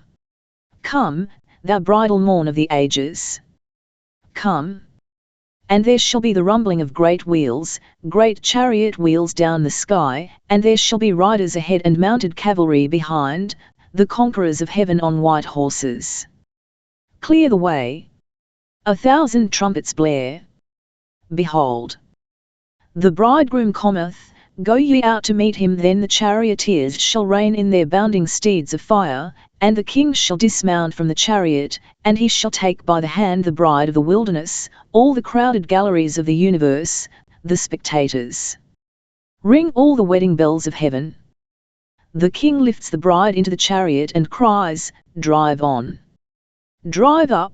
And the clouds shall spread their cloth of gold for the procession, and the twain shall go through the gates triumphant, and up the streets, and then step into the palace at the banquet, where 10,000 potentates and principalities and dominations, cherubic and archangelic, with 10,000 gleaming and uplifted chalices, shall celebrate the day when the King of heaven and earth brings home his bride from the wilderness.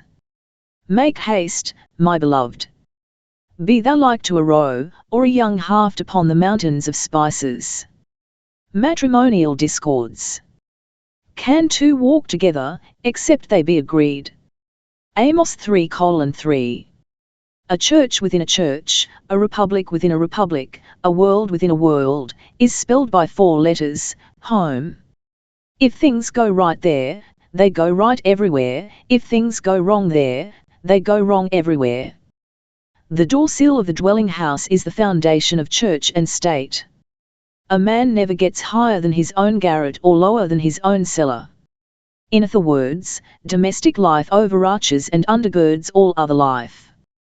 The highest house of Congress is the domestic circle. The rocking chair in the nursery Y is higher than a throne. George Washington commanded the forces of the United States, but Mary Washington commanded George. Chrysostom's mother made his pen for him. If a man should start out and run 70 years in a straight line, he could not get out from under the shadow of his own mantelpiece. I therefore talk to you this morning about a matter of infinite and eternal moment when I speak of your home. The social balance. As individuals we are fragments. God makes the race in part, and then he gradually puts us together. What I lack, you make up. What you lack, I make up. our deficits and surpluses of character being the cogwheels in the great social mechanism. One person has the patience, another has the courage, another has the placidity, another has the enthusiasm. That which is lacking in one is made up by another, or made up by all. Buffaloes in herds, grouse in broods, quail in flocks, the human race in circles. God has most beautifully arranged this.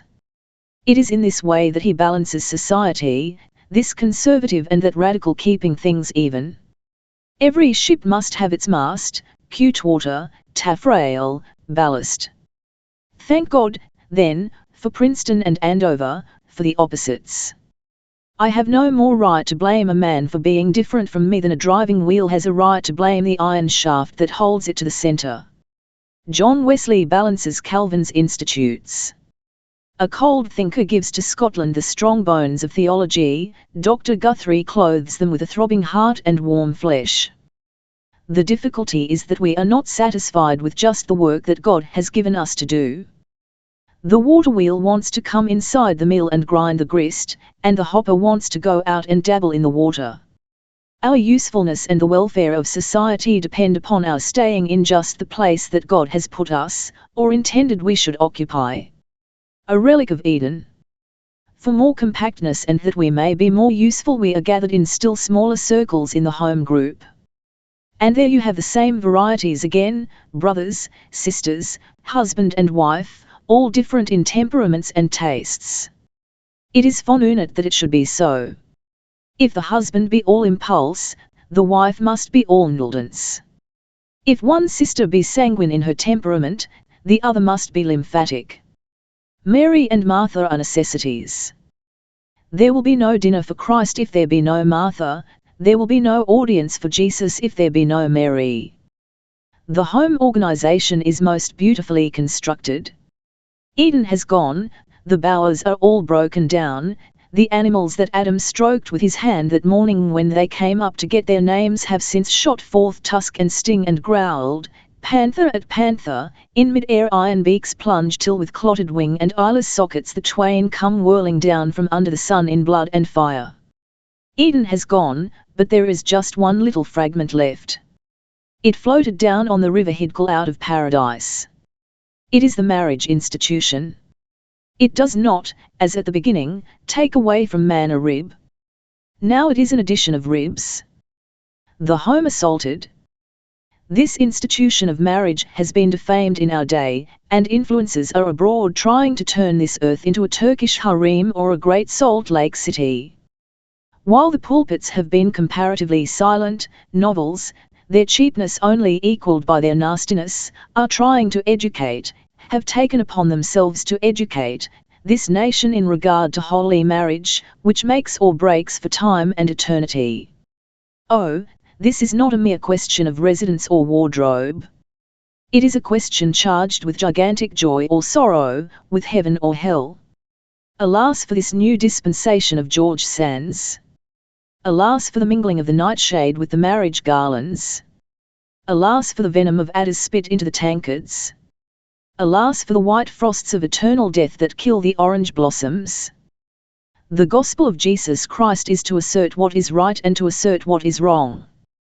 The assault of the sordid attempt has been made to take the marriage institution, which was intended for the happiness and elevation of the race, and make it a mere commercial enterprise, an exchange of houses and lands and equipage, a business partnership of two, stuffed up with the stories of romance and knight-errantry, and unfaithfulness and feminine angelhood. The two after a while have roused up to find that, instead of the paradise they dreamed of, they have got nothing but a Van Amberger's menagerie, filled with tigers and wild cats. 20,000 divorces in Paris in 1 year preceded the worst revolution that France ever saw. It was only the first course in that banquet of hell, and I tell you what you know as well as I do, that wrong notions on the subject of Christian marriage are the cause at this day of more moral outrage before God and man than any other cause. There are some things that I want to bring before you. I know there are those of you who have had homes set up for a great many years, and then there are those here who have just established their home. They have only been in it a few months or a few years. Then there are those who will, after a while, set up for themselves a home, and it is right that I should speak out upon these themes. The beneficent guest.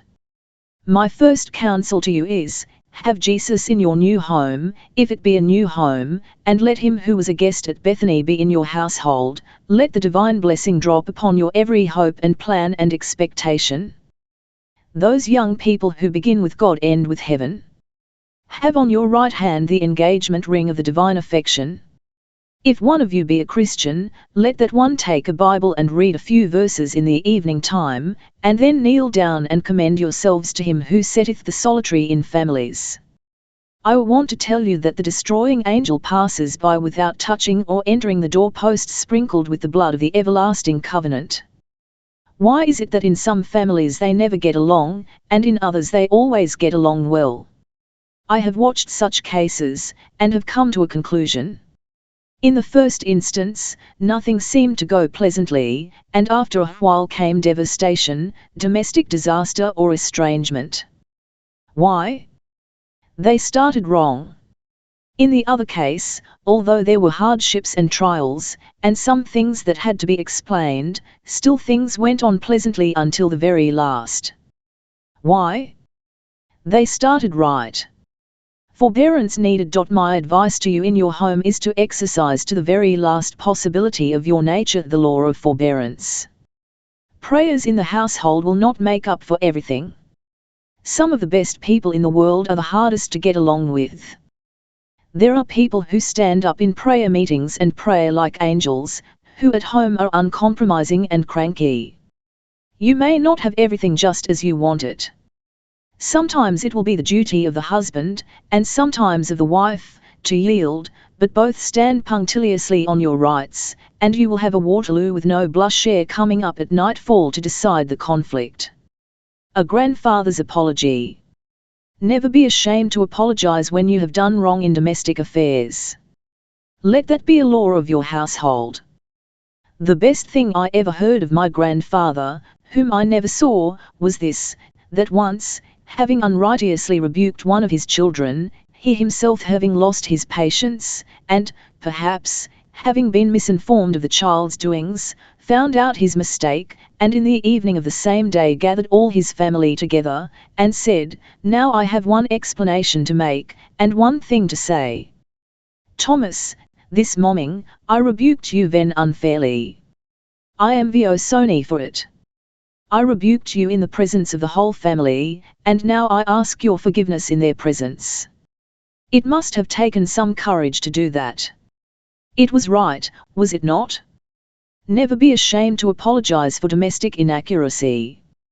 Find out the points, what are the weak points, if I may call them so, of your companion, and then stand aloof from them. Do not carry the fire of your temper too near the gunpowder. If the wife be easily fretted by disorder in the household, let the husband be careful where he throws his slippers. If the husband come home from the store with his patience all exhausted, do not let the wife unnecessarily cross his temper, but both stand up for your rights, and I will promise the everlasting sound of the war whoop. Your life will be spent in making up, and marriage will be to you an unmitigated curse. Cowper said, "The kindest and the happiest pair will find occasion to forbear, and something even day they live. To pity, and perhaps forgive." I advise, also, that you make your chief pleasure circle around about that home. It is unfortunate when it is otherwise. If the husband spend the most of his nights away from home, of choice, and not of necessity, he is not the head of the household, he is only the cashier.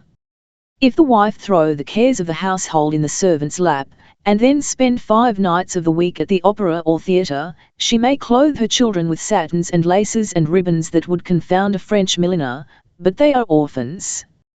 1-1 It is sad when a child has to say its prayers alone because mother has gone off to the evening entertainment.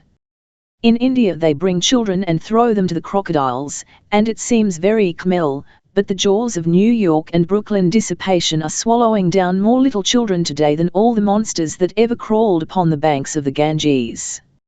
A godless mother's grief. I have seen the sorrow of a godless mother on the death of a child she had neglected.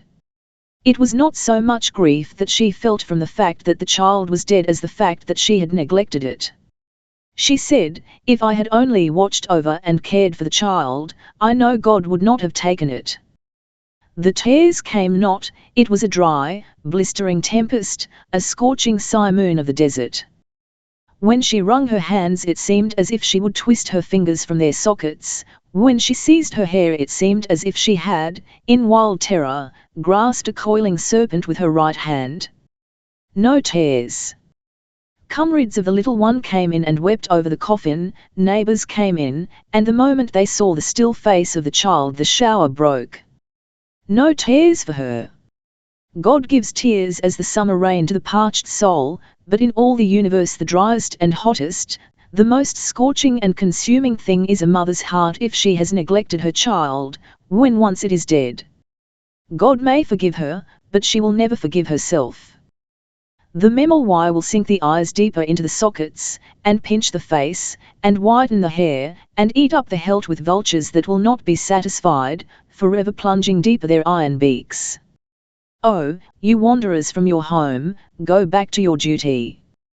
The brightest flowers in all the earth are those which grow in the garden of a Christian household, clambering over the porch of a Christian home. Matrimonial congeniality. I advise you also to cultivate sympathy of occupation. Sir James Mackintosh, one of the most eminent and elegant men that ever lived, while standing at the very height of his eminence, said to a great company of scholars, "My wife made me." The wife ought to be the advising partner in every firm. She ought to be interested in all the losses and gains of shop and store. She ought to have a right, she has a right, to know everything. If a man goes into a business transaction that he dare not tell his wife of, you may depend that he is on the way either to bankruptcy or moral ruin. There may be some things which he does not wish to trouble his wife with, but if he dare not tell her, he is on the road to discomfiture. On the other hand, the husband ought to be sympathetic with the wife's occupation. It is no easy thing to keep house. Many a woman that could have endured martyrdom as well as Margaret, the Scotch girl, has actually been worn out by house management. There are 1,000 martyrs of the kitchen. It is very annoying, after the vexations of the day, around the stove or the table, or in the nursery or parlour, to have your husband say, "You know nothing about trouble, you ought to be in the store half an hour." Sympathy of occupation. If the husband's work cover him with the soot of the furnace or the odours of leather or soap factories, let not the wife be easily disgusted at the begrimed hands or unsavoury aroma. Your gains are one, your interests are one, your losses are one, lay hold of the work of life with both hands. 4 hands to fight the battles, 4 eyes to watch for the danger, 4 shoulders on which to carry the trials. It is a very sad thing when the painter has a wife who does not like pictures. It is a very sad thing for a pianist when she has a husband who does not like music. Genteel business.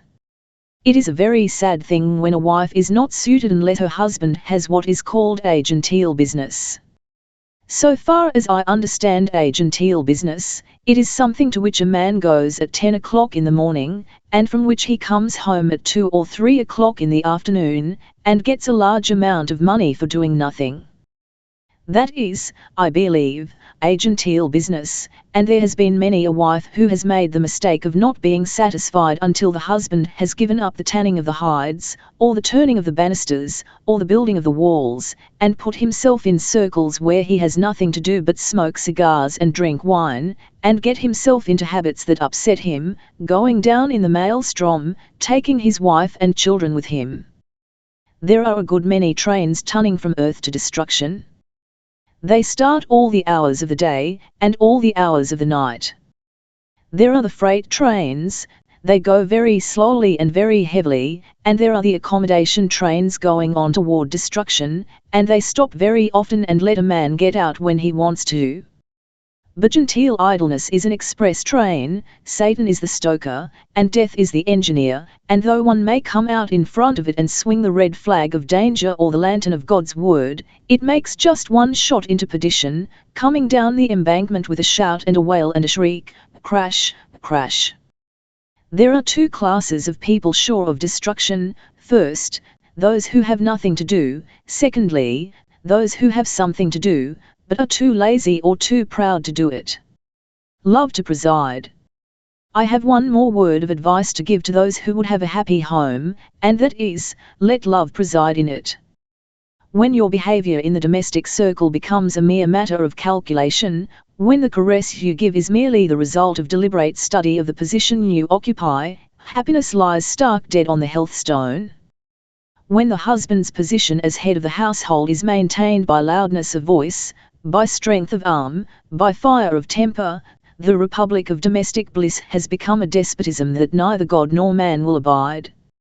Oh, ye who promised to love each other at the altar, how dare you commit perjury? Let no shadow of suspicion come on your affection. It is easier to kill that flower than it is to make it live again. The blast from hell that puts out that light leaves you in the blackness of darkness forever. A house not a home. Here are a man and wife, they agree in nothing else, but they agree they will have a home. They will have a splendid house, and they think that if they have a house they will have a home. Architects make the plan, and the mechanics execute it, the house to cost $100,000.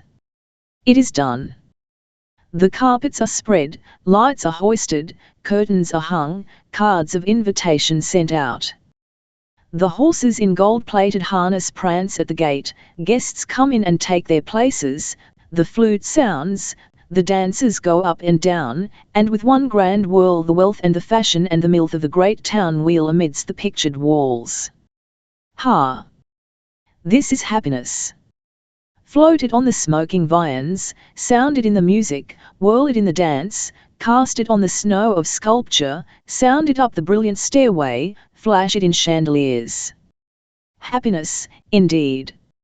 Let us build on the center of the parlor floor a throne to happiness, let all the guests, when they come in, bring their flowers and pearls and diamonds, and throw them on this pyramid, and let it be a throne, and then let happiness, the queen, mount the throne, and we will stand around and, all chalices lifted, we will say, drink, O queen.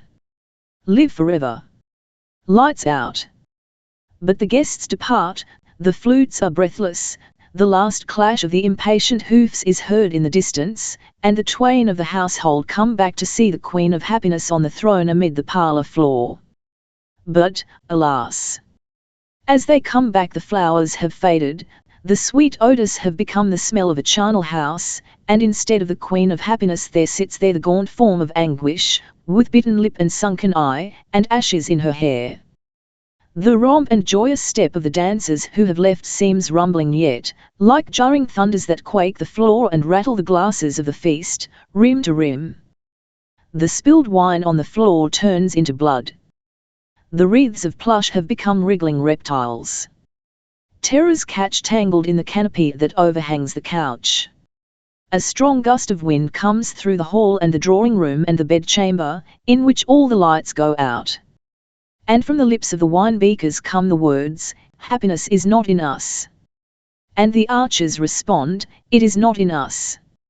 And the silenced instruments of music, thrummed on by invisible fingers, answer, "Happiness is not in us." And the frozen lips of Anguish break open, and, seated on the throne of wilted flowers, she strikes her bony hands together, and groans, "It is not in me." Happiness in poverty. That very night a clerk with a salary of $1,000 a year, only 1,000, goes to his home, set up 3 months ago, just after the marriage day.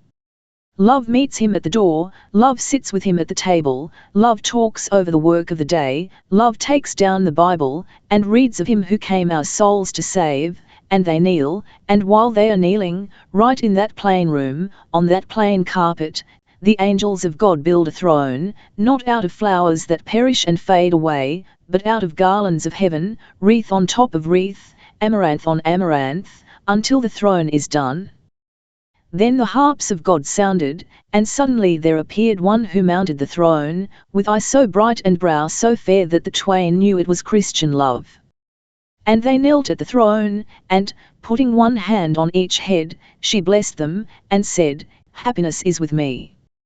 And that throne of celestial bloom withered not with the passing years, and the queen left not the throne till one day the married pair felt stricken in years, felt themselves called away, and knew not which way to go, and the queen bounded from the throne, and said, Follow me, and I will show you the way up to the realm of everlasting love. And so they went up to sing songs of love, and walk on pavements of love, and to live together in mansions of love, and to rejoice forever in the truth that God is love. Hotels versus homes. And brought him to an inn, and took care of him. And on the morrow when he departed, he took out 2 pence, and gave them to the host, and said unto him, Take care of him, and whatsoever thou spendest more, when I come again, I will repay 10:34:35. This is the Good Samaritan paying the hotel bill of a man who had been robbed and almost killed by bandits. The Good Samaritan had found the unfortunate on a lonely, rocky road, where, to this very day, depredations are sometimes committed upon travellers, and had put the injured man into the saddle, while this merciful and well-to-do man had walked till they got to the hotel, and the wounded man was put to bed and cared for. It must have been a very superior hotel in its accommodations, for, though in the country, the landlord was paid at the rate of what in our Kaunui would be $4 or $5 a day, a penny being then a day's wages, and the 2 pennies paid in this case about 2 days' wages.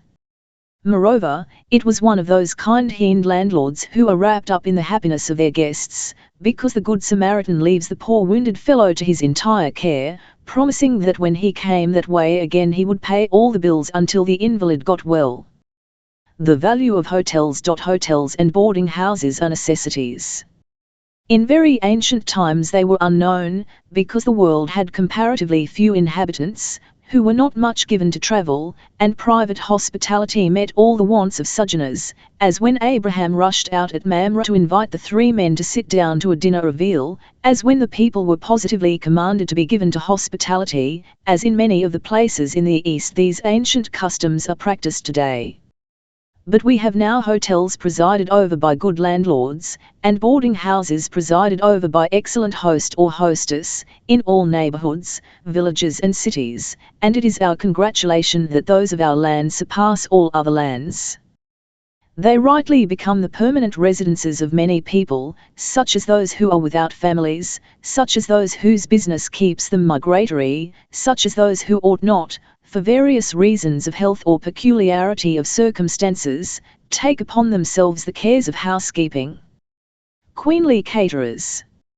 Many a man falling sick in one of these boarding houses or hotels has been kindly watched and nursed, and by the memory of her own sufferings and losses the lady at the head of such a house has done all that a mother could do for a sick child, and the slumberless eye of God sees and appreciates her sacrifices in behalf of the stranger. Among the most marvelous cases of patience and Christian fidelity are many of those who keep boarding houses, enduring without resentment the unreasonable demands of their guests for expensive food and attentions for which they are not willing to pay an equivalent, a lot of cranky men and women who are not one he to tie the shoe of their queenly caterer. The outrageous way in which boarders sometimes act to their landlords and landladies show that these critical guests had bad early rearing, and that in the making up after natures all that constitutes the gentleman and lady were left out. Some of the most princely men and some of the most elegant women that I know of today keep hotels and boarding houses. But one of the great evils of this day is found in the fact that a large population of our towns and cities are giving up and have given up their homes and taken apartments, that they may have more freedom from domestic duties and more time for social life, and because they like the whirl of publicity better than the quiet and privacy of a residence they can call their own. The lawful use of these hotels and boarding houses is for most people while they are in transit too, but as a terminus they are in many cases demoralization, utter and complete. That is the point at which families innumerable have begun to disintegrate. There never has been a time when so many families, healthy and abundantly able to support and direct homes of their own, have strck tent and taken permanent abode in these public establishments. It is an evil wide as Christendom, and by voice and dire of the newspaper press I utter warning and burning protest, and ask Almighty God to bless the word, whether in the hearing or reading. Promoters of gossip.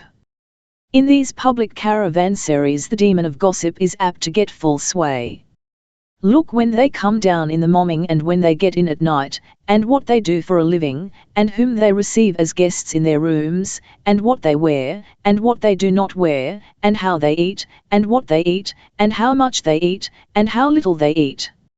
If a man proposes in such a place to be isolated and reticent and alone, they will begin to guess about him. Who is he? Where did he come from?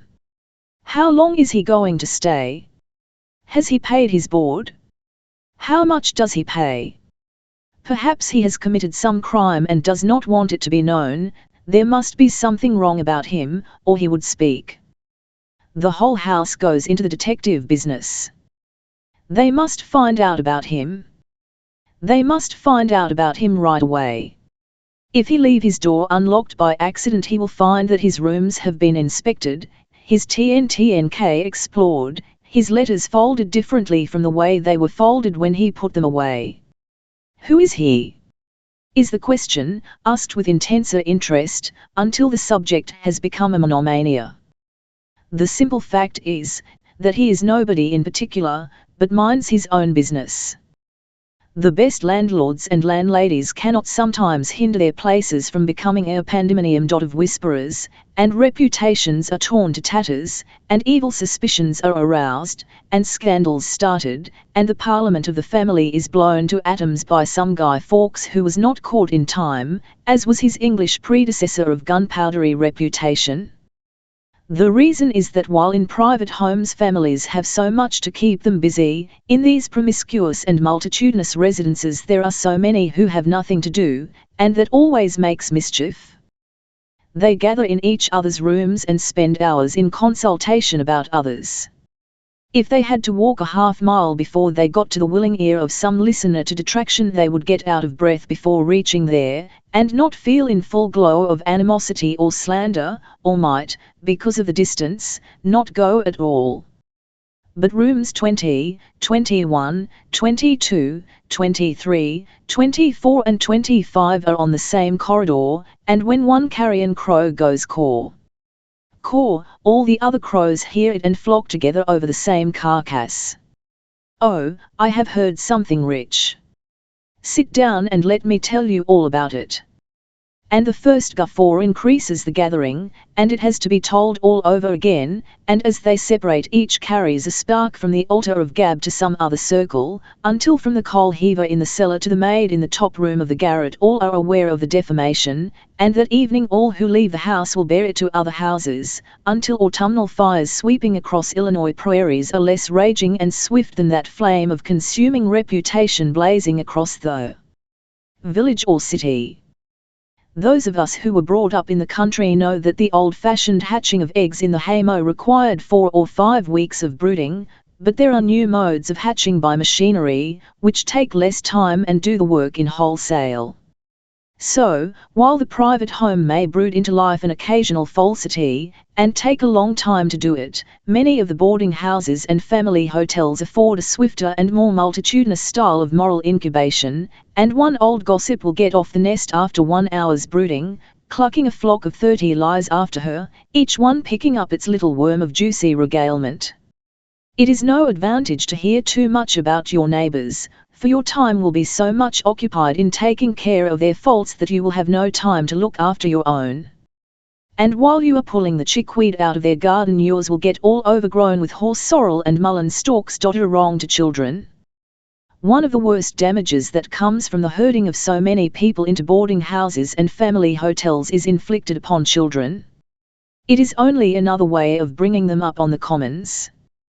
While you have your own private house, you can, for the most part, control their companionship and their whereabouts, but by 12 years of age in these public resorts they will have picked up all the bad things that can be furnished by the prurient minds of dozens of people.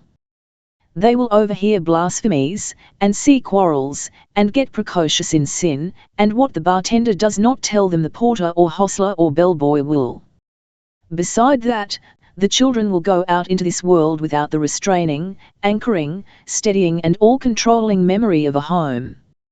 From that none of us who have been blessed of such memory have escaped. It grips a man for 80 years, if he lives so long. It pulls him back from doors into which he otherwise would enter. It smites him with contrition in the very midst of his dissipations.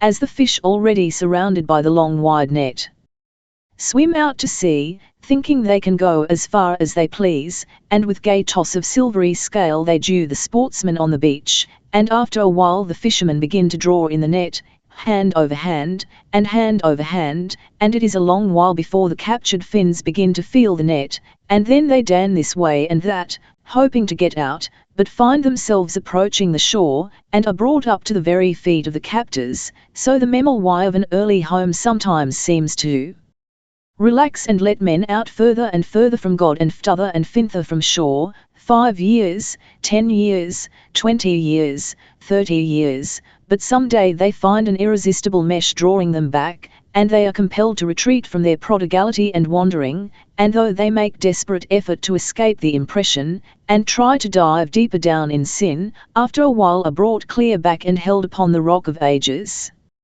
If it be possible, O father and mother, let your sons and daughters go out into the world under the semi-omnipotent memory of a good, pure home. About your 2 or 3 rooms in a boarding house or a family hotel you can cast no such glorious sanctity.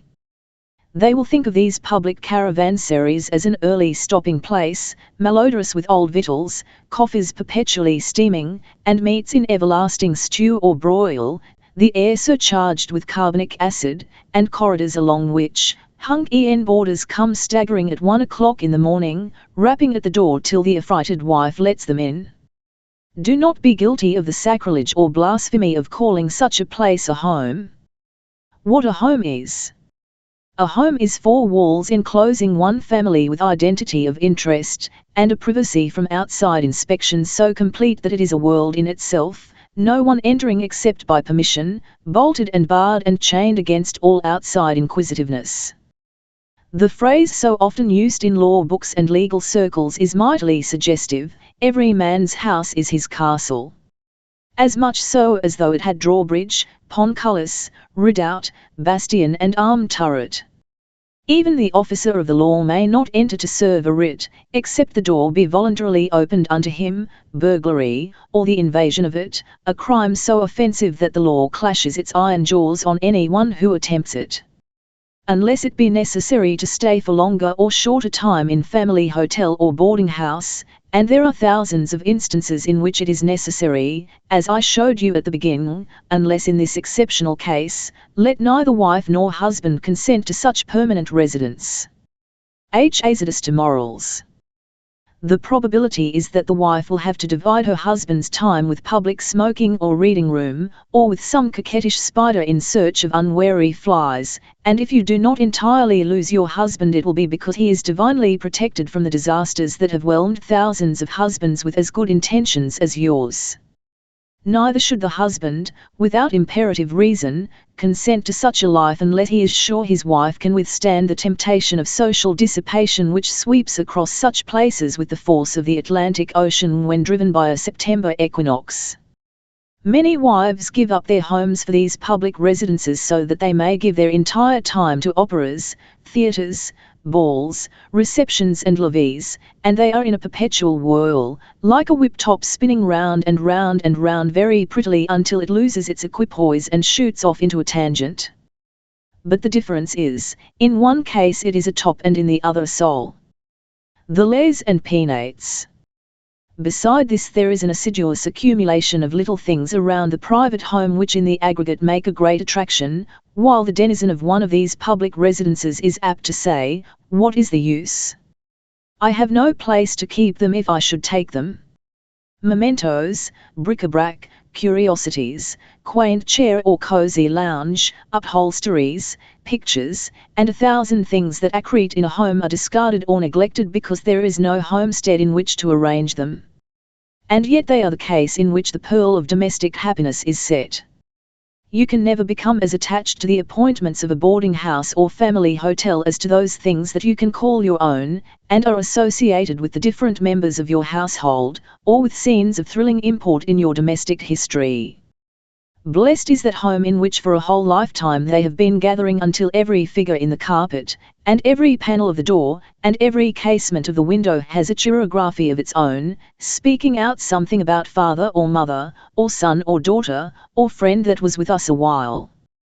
What a sacred place it becomes when one can say, in that room such a one was born, in that bed such a one died, in that chair I sat on the night I heard such a one had received a great public honor, by that stool my child knelt for her last evening prayer, here I sat to greet my son as he came back from a sea voyage, that was father's cane, that was mother's rocking chair.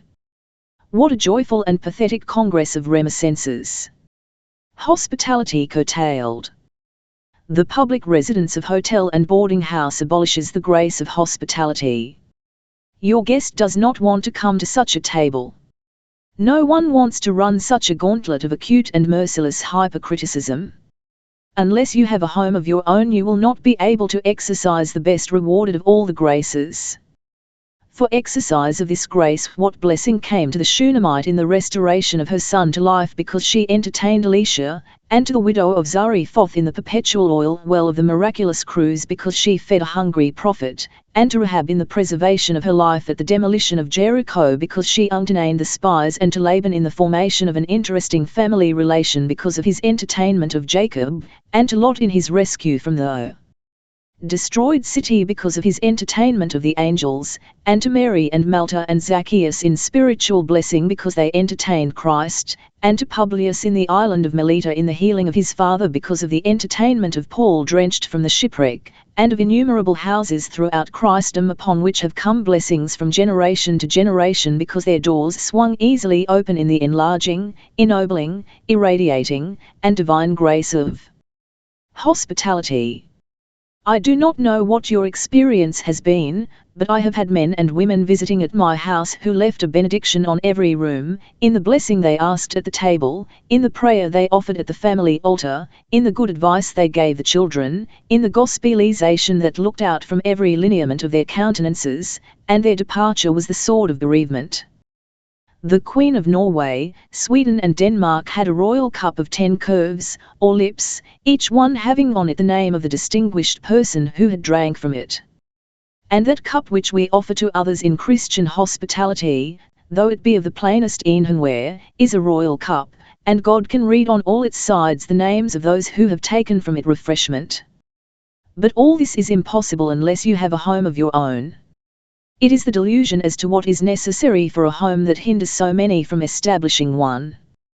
30 rooms are not necessary, nor 20, nor 15, nor 10, nor 5, nor 3. In the right way plant a table, and couch, and knife and fork, and a cup, and a chair, and you can raise a young paradise. Just start a home, on however small a scale, and it will grow. When King Cyrus was invited to dine with an humble friend, the king made the one condition of his coming that the only dish be one loaf of bread, and the most imperial satisfactions have sometimes banquet on the plainest. Do not be caught in the delusion of many thousands in postponing a home until they can have an expensive one. That idea is the devil's trap that catches men and women innumerable who will never have any home at all. Capitalists of America build plain homes for the people. Let this tenement house system, in which hundreds of thousands of the people of our cities are wallowing in the mire, be broken up by small homes, where people can have their own firesides and their own altar. In this great continent there is room enough for every man and woman to have a home. Morals and civilization and religion demand it. Small homes needed. We want done all over this land what George Peabody and Lady Burdett did in England, and some of the large manufacturers of this country have done for the villages and cities, in building small houses at cheap rents, so that the middle classes can have separate homes. They are the only class not provided for. The rich have their palaces, and the poor have their poorhouses, and criminals have their jails, but what about the honest middle classes, who are able and willing to work, and yet have small income? Let the capitalists, inspired of God and pure patriotism, rise and build whole streets of small residences. The labourer may have, at the close of the day, to walk or ride further than is desirable to reach it, but when he gets to his destination in the event he will find something worthy of being called by that glorious and impassioned and heaven-descended word, home. Something to save for. Young married man, as soon as you can buy such a place, even if you have to put on it a mortgage reaching from base to capstone. The much-abused mortgage, which is ruin to a reckless man, to one prudent and provident is the beginning of a competency and a fortune, for the reason he will not be satisfied until he has paid it off, and all the household are put on stringent economies until then.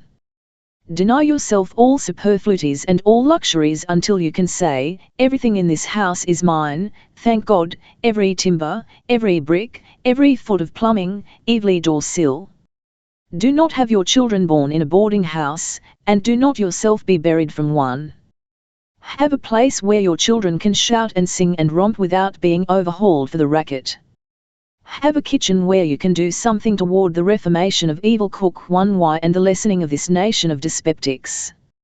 As Napoleon lost one of his great battles by an attack of indigestion, so many men have such a daily wrestle with the food swallowed that they have no strength left for the battle of life, and though your wife may know how to play on all musical instruments, and rival a prima donna, she is not well educated unless she can boil an Irish potato and broil a mutton chop, since the diet sometimes decides the fate of families and nations. Have a sitting room with at least one easy chair, even though you have to take tums at sitting in it, and books out of the public library or of your own purchase for the making of your family intelligent, and checkerboards and guessing matches, with an occasional blind man's buff, which is of all games my favorite. Rouse up your home with all styles of innocent milth, and gather up in your children's nature a reservoir of exuberance that will pour down refreshing streams when life gets parched, and the dark days come, and the lights go out, and the laughter is smothered into a sob. Christ in the home. First, last and all the time, have Christ in your home. Julius Caesar calmed the fears of an affrighted boatman who was rowing him in a stream by stating, "So long as Caesar is with you in the same boat no harm can happen." And whatever storm of adversity or bereavement or poverty may strike your home, all is well as long as you have Christ the King on board. Make your home so far-reaching in its influence that down to the last moment of your children's life you may hold them with a heavenly charm. At 76 years of age the Demosthenes of the American Senate lay dying at Washington, Henry Clay, of Kentucky. His pastor sat at his bedside, and the old man, eloquent after a long and exciting public life, transatlantic and CIS Atlantic, was back again in the scenes of his boyhood, and he kept saying in his dream over and over again, "My mother. Mother. Mother." May the parental influence we exert be not only